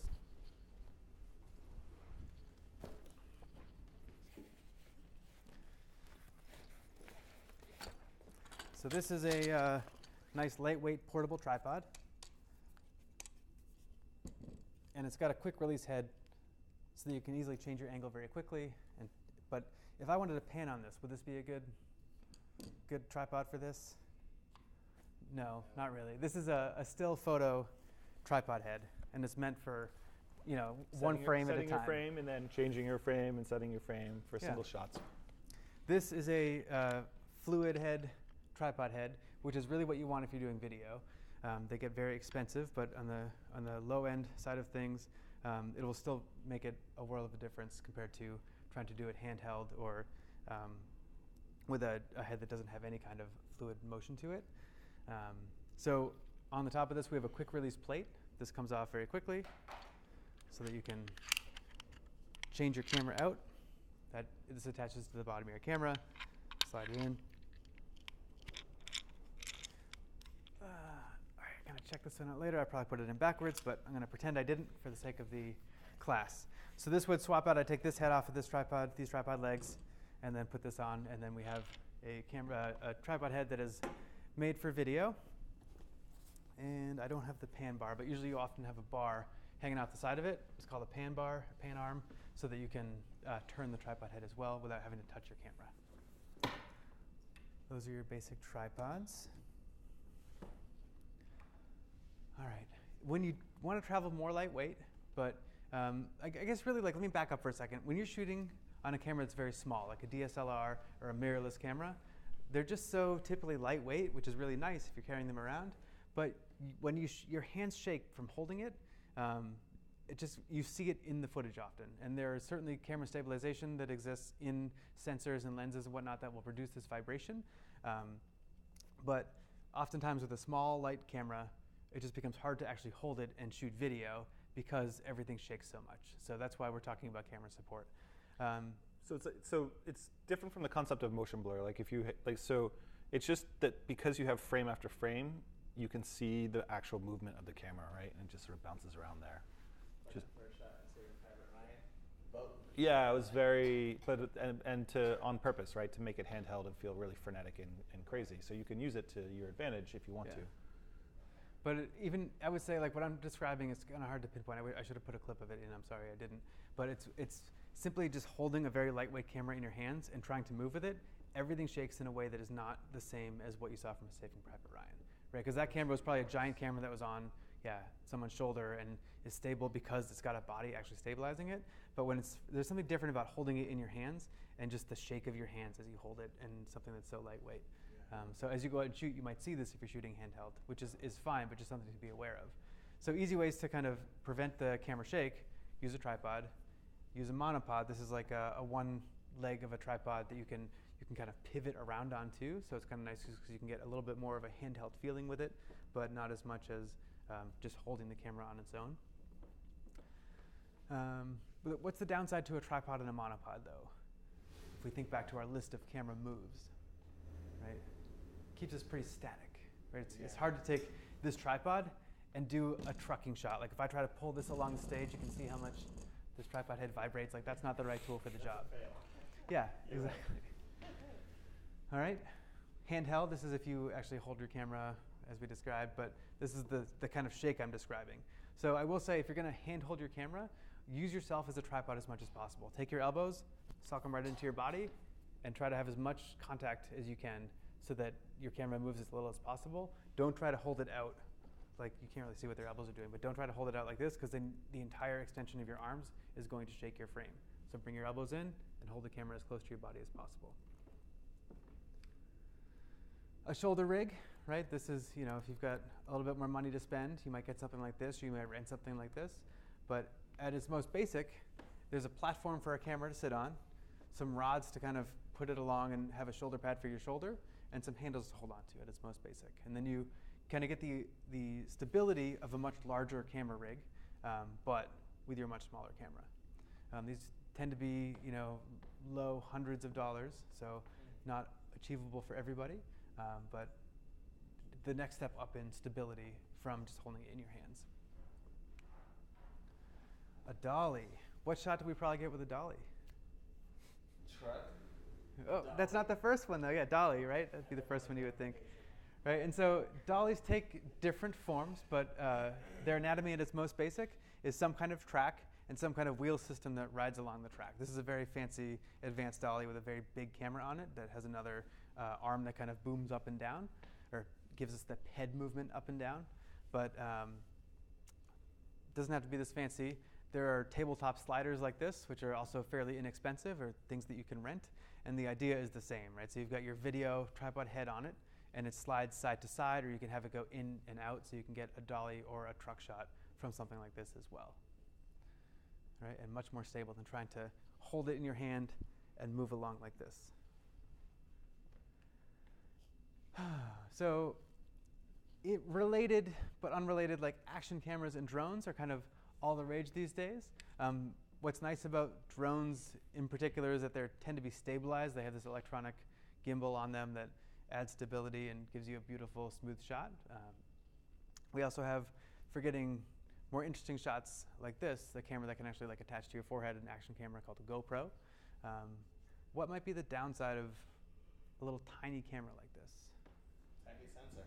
Tiny sensor, exactly. That's one thing, right? If we think about, there's still, GoPros have 4K resolution, but what good is a 4K sensor or 4K resolution if your sensor is that small? You need to have what to make it look good? A lot of light. Exactly, Ralph. So if you don't have daylight, it's going to be hard to get good low light performance.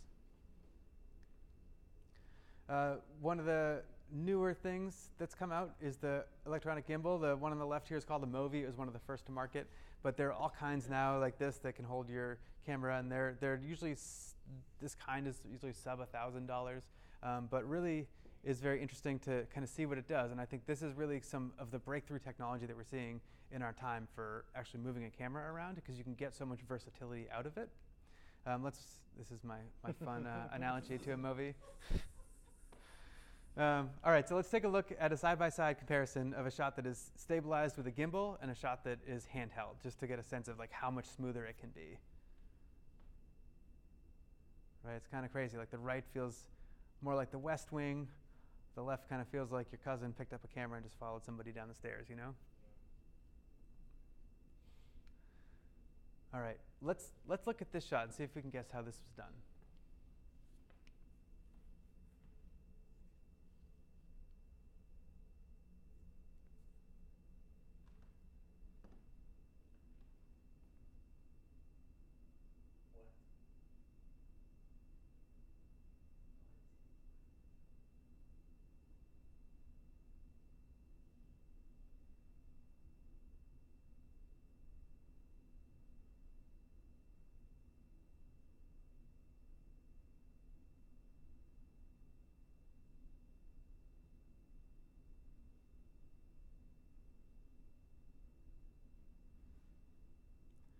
All right, so we'll call this the end of the shot. Any guesses as to how this is pulled off?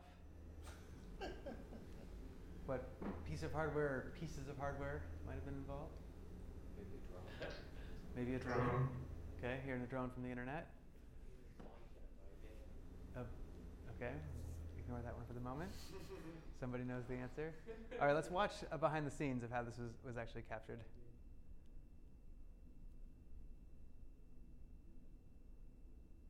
No way. One guy. So I mean, it's On a just bicycle? it's kind of amazing how like this technology has just like changed the game, for lack of a better word. This has really kind of revolutionized how easy it is He just walks. to stay. I mean, like not everybody could ride a bike and hold a Movi at the same time. Let's be honest, right? But just the fact that you can change terrain like this, like what would have taken, like how would you have even done this before, right? You would have rented a helicopter and done it Yeah. that way, right? This before drones existed. You would have had a crazy dolly track setup, and even then, like the differential of terrain that you're going down, I don't even know that you could Well, have they'll done do. You could. They've done lots of stuff before with steady cams where That's they true. like run onto lifts and get lifted up so you can change floors and things like that. But yeah, it. Yeah. I don't really think like not on this terrain you couldn't do it. And so uneven. Yeah. That's impressive. Yeah. So Simple. all is to say, there are cameras that you can buy now that are fairly inexpensive too, that are gimbals with a lens on them and a sensor. So you don't even need something that you can put your camera into. You can buy one of these that is already exists in this format. All right. So for time's sake, let's move on. Practically speaking, right? You're not going to go buy all this hardware right away. Renting it might be out of reach too, potentially. So what do we do? Cry. No, I mean, I think that you do the best you can, right? Like, we talked about how to take a camera and hold it stably.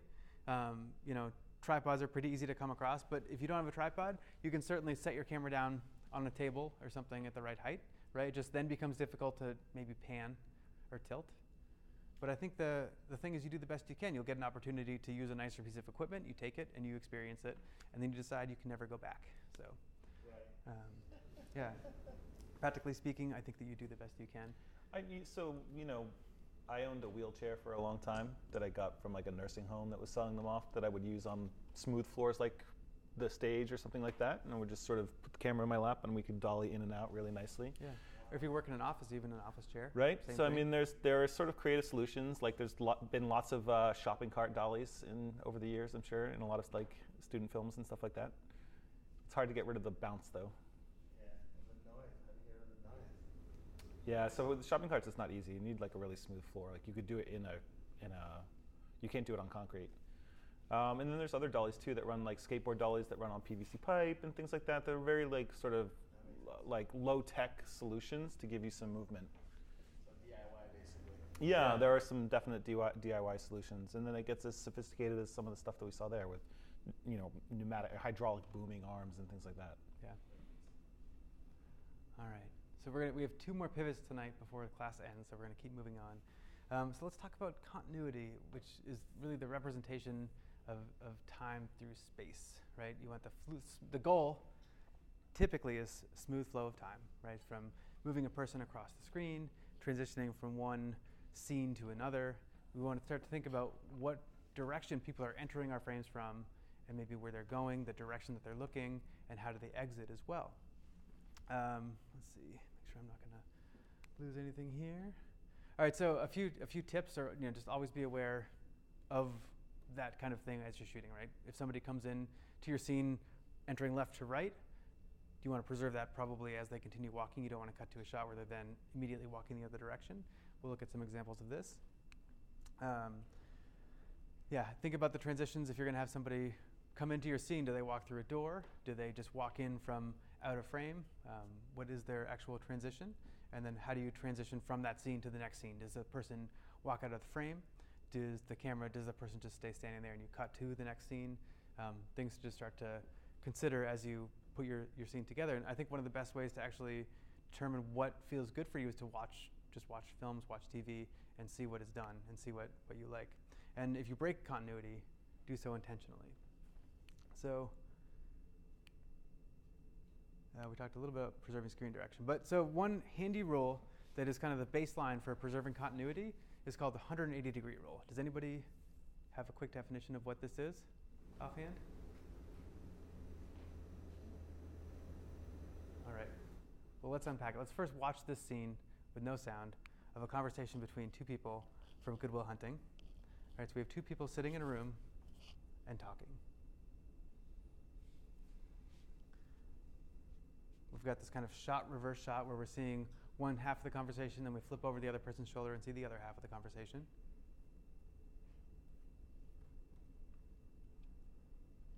Right. We're kind of going in closer, we're punching out wider, depending on what's happening. But this feels very natural, right? Mm-hmm. Everybody's looking in the right direction.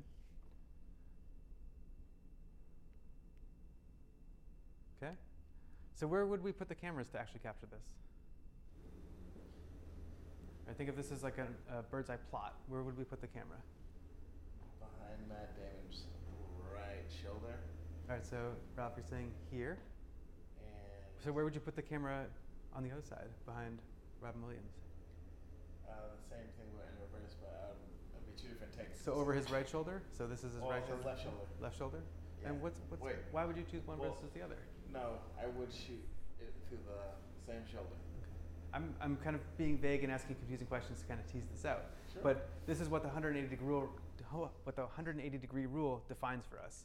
So what it is this line between two characters looking. Sometimes it's called the line of action, but it's established by this kind of direction of the character's gaze, and we need to kind of pick a side of the line to be on, right? So we can pick this side or we can pick this side. They will both feel different, but we need to stay on the same side of this line. So don't break the line ever. Unless it's There is intention to break the line, but we're getting ahead of ourselves. So you might put your camera on this side of Robin Williams, and if we're staying on this side of the line, that means our camera behind Matt Damon needs to go over here, right? So there are two cameras, and if we wanted to have a wide shot, where would we put that? Tanya's pointing this way, this side of the line, right? Yes, so we put our wide shot back here if we were going to get both characters. What would happen if we put a camera over here? I don't know. Let's visualize it, okay? So if our camera's over here, this is the image we get. We get the Matt Damon in our foreground, looking screen right. Robin Williams, frame right, looking screen left, right, as far as their gaze goes, which is appropriate with this picture that we're looking at. If we look at the reverse shot, we've got the camera over Robin Williams' shoulder, so his camera's in the foreground, frame right, with Matt Damon frame left, or frame center, right? But looking opposite directions. If we put it over the other shoulder, what happens is that his gaze direction flips, and they are now both looking in the same direction. So if you were to cut back to these, there no longer feels like they're looking at each other. They're both looking in the same direction like they're talking to somebody else. Yeah. And it's just very unnatural. But when you're going to do your first setup, if you've got multiple people in a room, it's really easy to kind of confuse this and not know exactly where to place the camera. So it's important to think about, like, what you want is them to obviously look towards each other in the same direction. And so it's important to kind of think about what that would look like as far as look direction and whatnot. So let's draw a little bit and come up with a couple scenarios here. All right, so let's say we have two people. I'm drawing from overhead, so that's someone's shoulders, that's their head, that's their nose. All right, another person they're talking to, that's their head, that's their nose. Where is our line of action, our 180-degree line? Right through them, nose to nose. Let's use a different color here. We'll use red. All right, great. Where do we place our cameras? Isn't this the first one's our choice, right? Yeah, So right, one side or the other. We should choose. All right. Yeah? All right, so we'll just say we'll put one here, we'll put one here, right? And our wide shot would be over here. Anything in this, not hemisphere, this half of our area would be fine, right? If we cross to the other side, it means that someone's going to be looking in the wrong direction. That is essentially what the 180-degree rule defines for us. All right? What happens if the setup gets a little bit more complicated? Let's say here's our person.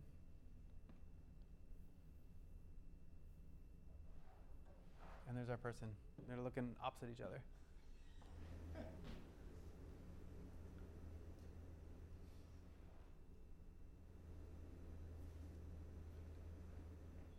Go back to red. Same line, I would assume. Okay. So I think that there are a couple ways to cover it, but yeah, I draw the same line as you. Right? Are they talking to each other? It depends. Like if they turn, so this is what can affect our line. Is if somebody looks in a different direction, that can change everything, right? Or if somebody like a glance, like if somebody else enters the scene and you like now you have three people talking Well, in a it's space. almost like if you and I were talking, Right. right? The line is between Dan and I, Yep. right? And then all of a sudden we turn to talk to you. Now there's another line here, right? And so we basically have all of our cameras on sort of this side of the line, and now there's a line here, and we actually have a bunch of cameras that are still over there. So we're sort of maintaining our 180 degree. It'd be really weird if we were talking and all of a sudden there was a camera flipped to the back here or something like that, or this camera picked us up. So Yeah. it's really about the line of action, right? What's happening in the scene and how are you covering it?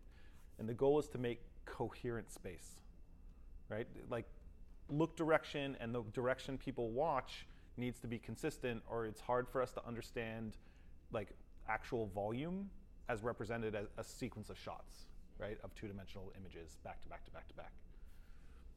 Yeah. So I was going to draw three people, but does that cover it enough for everybody? Maybe we'll just draw it real quick. So if we have three people, let's say these two people start talking to each other. Forgive my poor drawing, right? Our line is like this, and then person number 3 walks in like this. Where does the line go? Part of this depends on where we put the cameras to begin, right? So let's say we have a camera here, and a camera here, and then we pivot. This is our wide shot as the other person walks in. That makes sense. Can depend on kind of who we follow. Do something like that. It really kind of depends on the setup and which shot you're following, but it will feel, you'll know it when you see it. When you make your first cut that breaks this rule, Yeah. you will see it because everybody will just be looking in the wrong direction. All right, let's look at an example of this now. Another clip from the same episode of Mr. Robot, and they break this rule in here, so see if you can spot it. All right, maybe we could dim the lights for this one. But I can't. No, really, this was you. You are seriously the best person I know. You know that?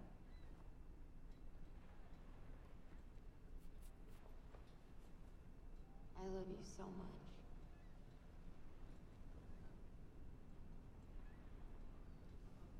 Oh my God, Elliot, what the fuck? I'm sorry. What the hell is wrong with you? I'm sorry. I'm sorry. I thought I'm sorry. Oh my God, Elliot. Did you forget again? Did you forget who I am? All right, so let's back up. So let's draw what we're seeing here. All right, so we got two people talking to each other. Person 1, person 2, sitting like this. All right, where are the cameras placed? Let's keep this in my hand. Kind of their right shoulder. Yeah, and how far over are we? Like if we think about, like, you know, we could get a shot from here, or we could get a shot from here, right? If let's draw the line. Where's the line between them? Right there, yeah. So when they turn to look all the way at each other, it's like this. Let me draw this in red. Right? So at their most extreme when they're looking, that's our line. And so we can go, what we're saying with the 180-degree rule is that we can place our cameras anywhere in this part, right? Because if we look at what they did, we're on this side of them, right? We're on this side. So the first camera is probably here, right? Because we have a lot in our foreground of Elliot, our character, with the background. And so how extreme is the other angle on the reverse side? Let me skip forward ahead a little bit. Almost the same. Almost the same, yeah, exactly. So we're probably like something like that, right? And so there's balance there, right? It would be interesting to maybe put the camera here, right? Would this be okay to do? Or we lose this person entirely? Yeah, right? There's no rule kind of around that, but that would be a clean shot instead of having this person in the foreground kind of dirtying our frame, right? It just feels very different. So it's very natural to kind of match our coverage here. All right. Do we have any other shots happening here? So back and forth, shot, reverse shot. Here's another angle. Where's this camera? Bottom middle. Yeah, just down here somewhere, right? So those are the setups we've seen so far.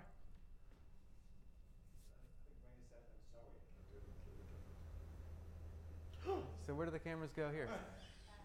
I didn't notice at all. You didn't notice it? No. I was looking for it. So this camera is kind of like our subject here is her, right? We're kind of over Elliot's shoulder slightly. So if this, let's just say this is Elliot.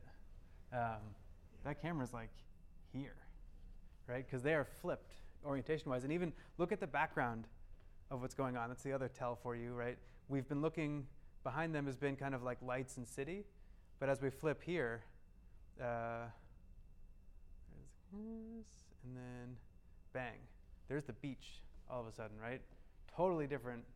They're looking in the opposite directions. The background is different. Everything about this is very jarring for us as the viewer, which is kind of what's happening to him, right? That might be the reason that they did this, because this is a very kind of confusing moment. And it's just this one shot. After this, we go right back to where we were, right? Now we're back to, she's no longer in the frame, right? Now we have this shot here. Does that make sense?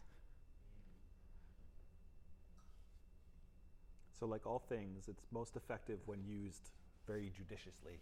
Yep. Right? Exactly. I point this out more to say try not to break this because, again, I think like exactly use it judiciously. It is hard to execute well. And just to close it out, the last camera shot was from that angle there. Right. So, but all intents and purposes, to keep preserve screen direction and look direction, keep it on one side of the line or the other. They could have totally shot in the other direction and had the beach in the background the whole time. That would have been totally fine. What would it have done, actually? I'm curious. Let's look at this for a second. We would have lost the kicker lights on the side of the face. We would have lost lights on the side of the face. Okay. But if we had put the cameras on the other side of them, right, over this shoulder over here, like where Ian is, as far as their body's position goes, how would it be different? We wouldn't be on the front, we'd be seen from the back. Yeah, but we'd be like kind of behind them, which also feels very different. And I don't have a clip of it to show you, but like it's more closed off, potentially, right? Their bodies are kind of open to the camera here, even though they're overlapping in the frame. I think where you think about where you put your camera in position to the conversation as well. We'd feel less a part of the conversation and more alienated from it. So are you saying this is a bad example? No, they did this intentionally, I think. So it's more to show you how this can be used to effect.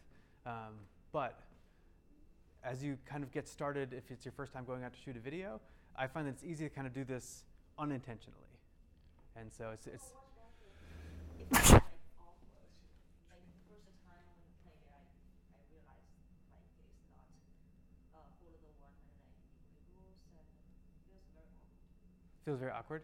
Yeah, and so, but this is subjective, right? Like maybe you think, wow, what are they doing? They totally messed up. My guess is it's intentional. Well, I think we can look at the sort of the moment is this matches the narrative intent of the scene, right? This sort of like a big psychological switch with this character, and in doing so, to like sort of seed the confusion and sort of make us sort of jump a little bit. They broke the visual continuity, and there's this sort of like something's different, something's wrong. People flip direction, like you're a little bit confused, and then they go back. And so, in this instance, it matches the narrative intent, right? Which is what we're sort of talking about all through this course.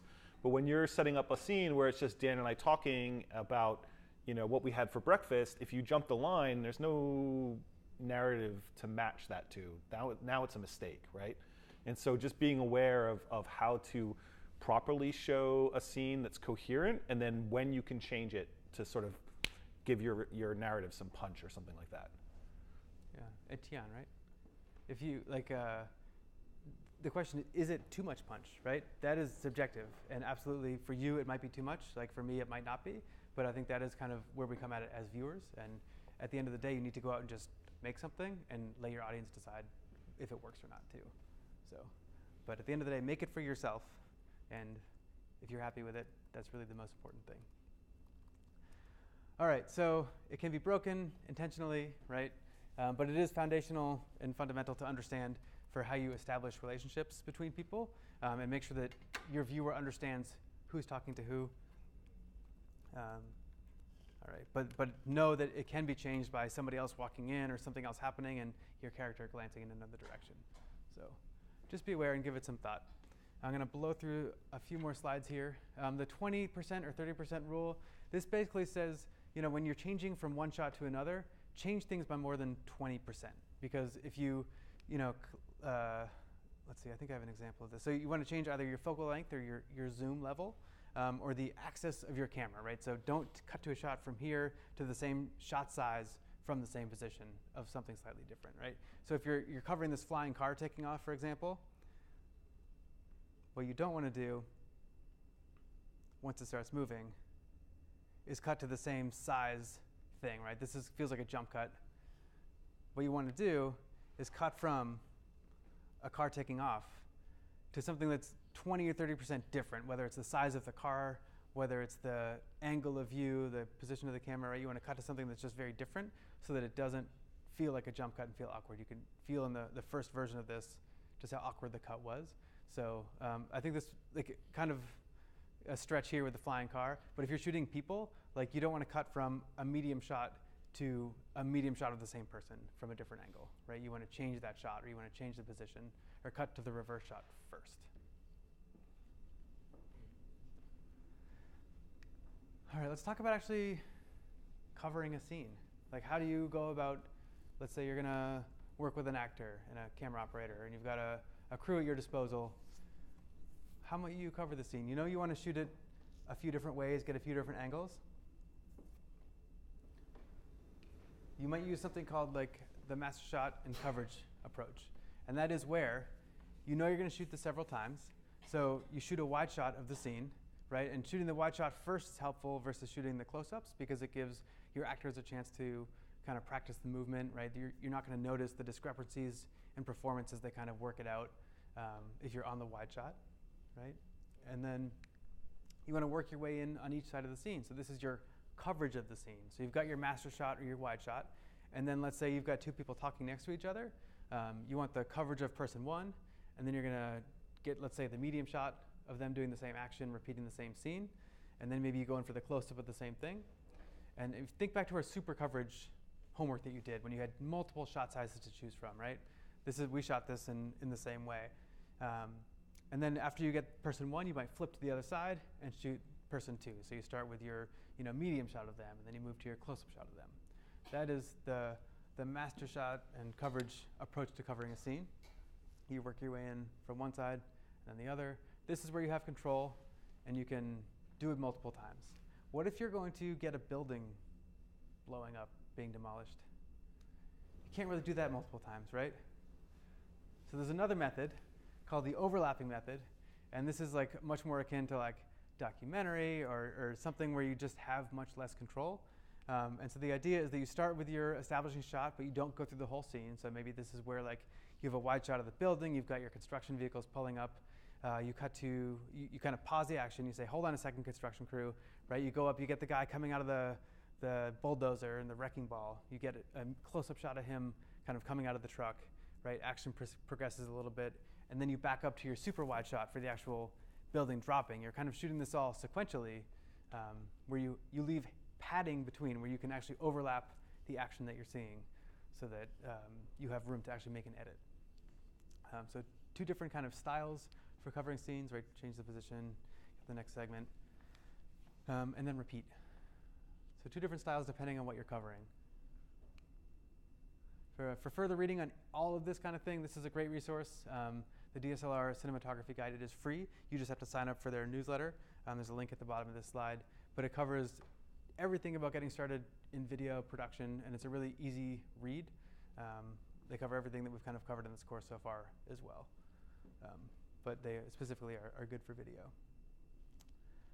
All right, we're pretty much out of time. I have some slides on here for doing some pre-production. I just want to touch on a couple of them, and then the rest of them are really just assets for you to have as you go out and start doing actually shooting. Budget, we're just going to wave our hand at for now, because at this point your budget can be $0 for this class, right? We don't expect that you are spending much on anything. All right, shot lists and visual translations. A shot list is really important, I think, because it'll make sure that you don't miss anything when you go out to shoot. So there's a link to this example here if you want to use this template, but it kind of, you number your shots, you list what the subject is going to be, what shot size you want it to be. You can figure out, put as much detail or as little detail as you want, but the idea is that this is a spreadsheet that'll kind of help you understand what it is you need to get. So when you get to your location and you're ready to shoot, you can literally go down and say, okay, did we get this shot? Did we get this shot? Did we get this shot? And in pre-production, when you're planning your shoot, you can think about what kind of shots it is that you want to get. I realize this is a really fast overview, but I want to get to storyboards in particular. The other thing that I recommend as you're starting to piece together what it is you're going to do is make storyboards. And that is literally where you kind of draw the key frame of each shot as you go through your sequence. You can add arrows to kind of show, hey, I want the camera to kind of move in and get closer here. So you get a sense of the scale and position of the characters. And if you're working with a crew, this is really handy to like show your camera operator and say, hey, this is kind of what I'm imagining for the shot. So really handy. I mean, I think it's pretty straightforward to describe, but then your shot numbers can match your shot list so that you can have a very quick translation between your shots. So some good examples here from our friend Dean. A camera plot, we kind of did this on the big whiteboard here as we kind of figured out where we wanted to place cameras, but it's helpful to figure out where your line of action is going to be. And so if you're shooting a scene, let's say for this class or for your first narrative piece that you want to go do, helpful to do this for each kind of setup that you're going to do. Just draw it out. Locations, again, I'm going to wave my hand at this stuff. This is more to have some resources, but there are certain things you want to think about when you go and actually are trying to get a location and you're going to bring a crew to it in particular. Like, where are the bathrooms? Is it close to an airport? Is there air traffic going by overhead for sound? How much power is there? How is there Wi-Fi? Like all those kinds of questions you want to ask. This checklist is just something to take with you so that you can remember to check off all the boxes as you go. If you are working with more than 1 or 2 other people, it's helpful to have a call sheet.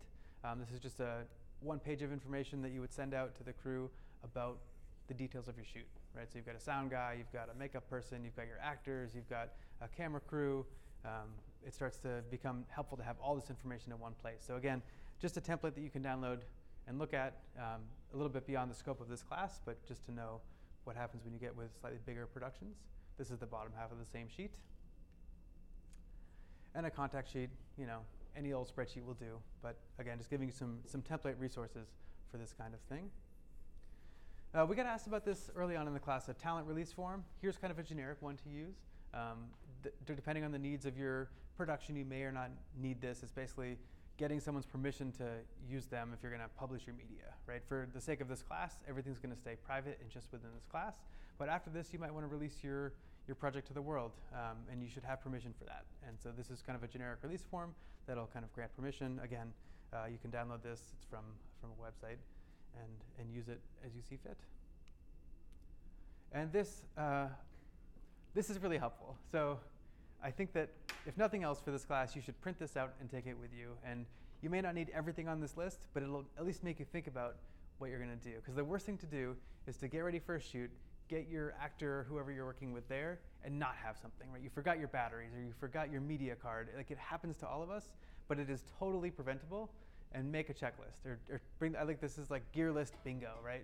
Make sure that you can at least go through and say, okay, I have all the pieces that I need out of this or the related pieces. So again, another downloadable form that you can take and borrow with you as you shoot. So a few summarizing thoughts on the next slide, but I'm not even going to read them to you. You can read them off the slides. And that concludes our Intro to Video Production in this class. The next assignment has been posted, so if you want to take a look at that, feel free. Are there any questions before we wrap things up tonight? That was a speedy end to this. I'm sorry to rush through it. I just don't want to keep everybody late. We're happy to stick around and answer questions. All right, if there's nothing, thanks for joining us tonight, and we'll see you next week.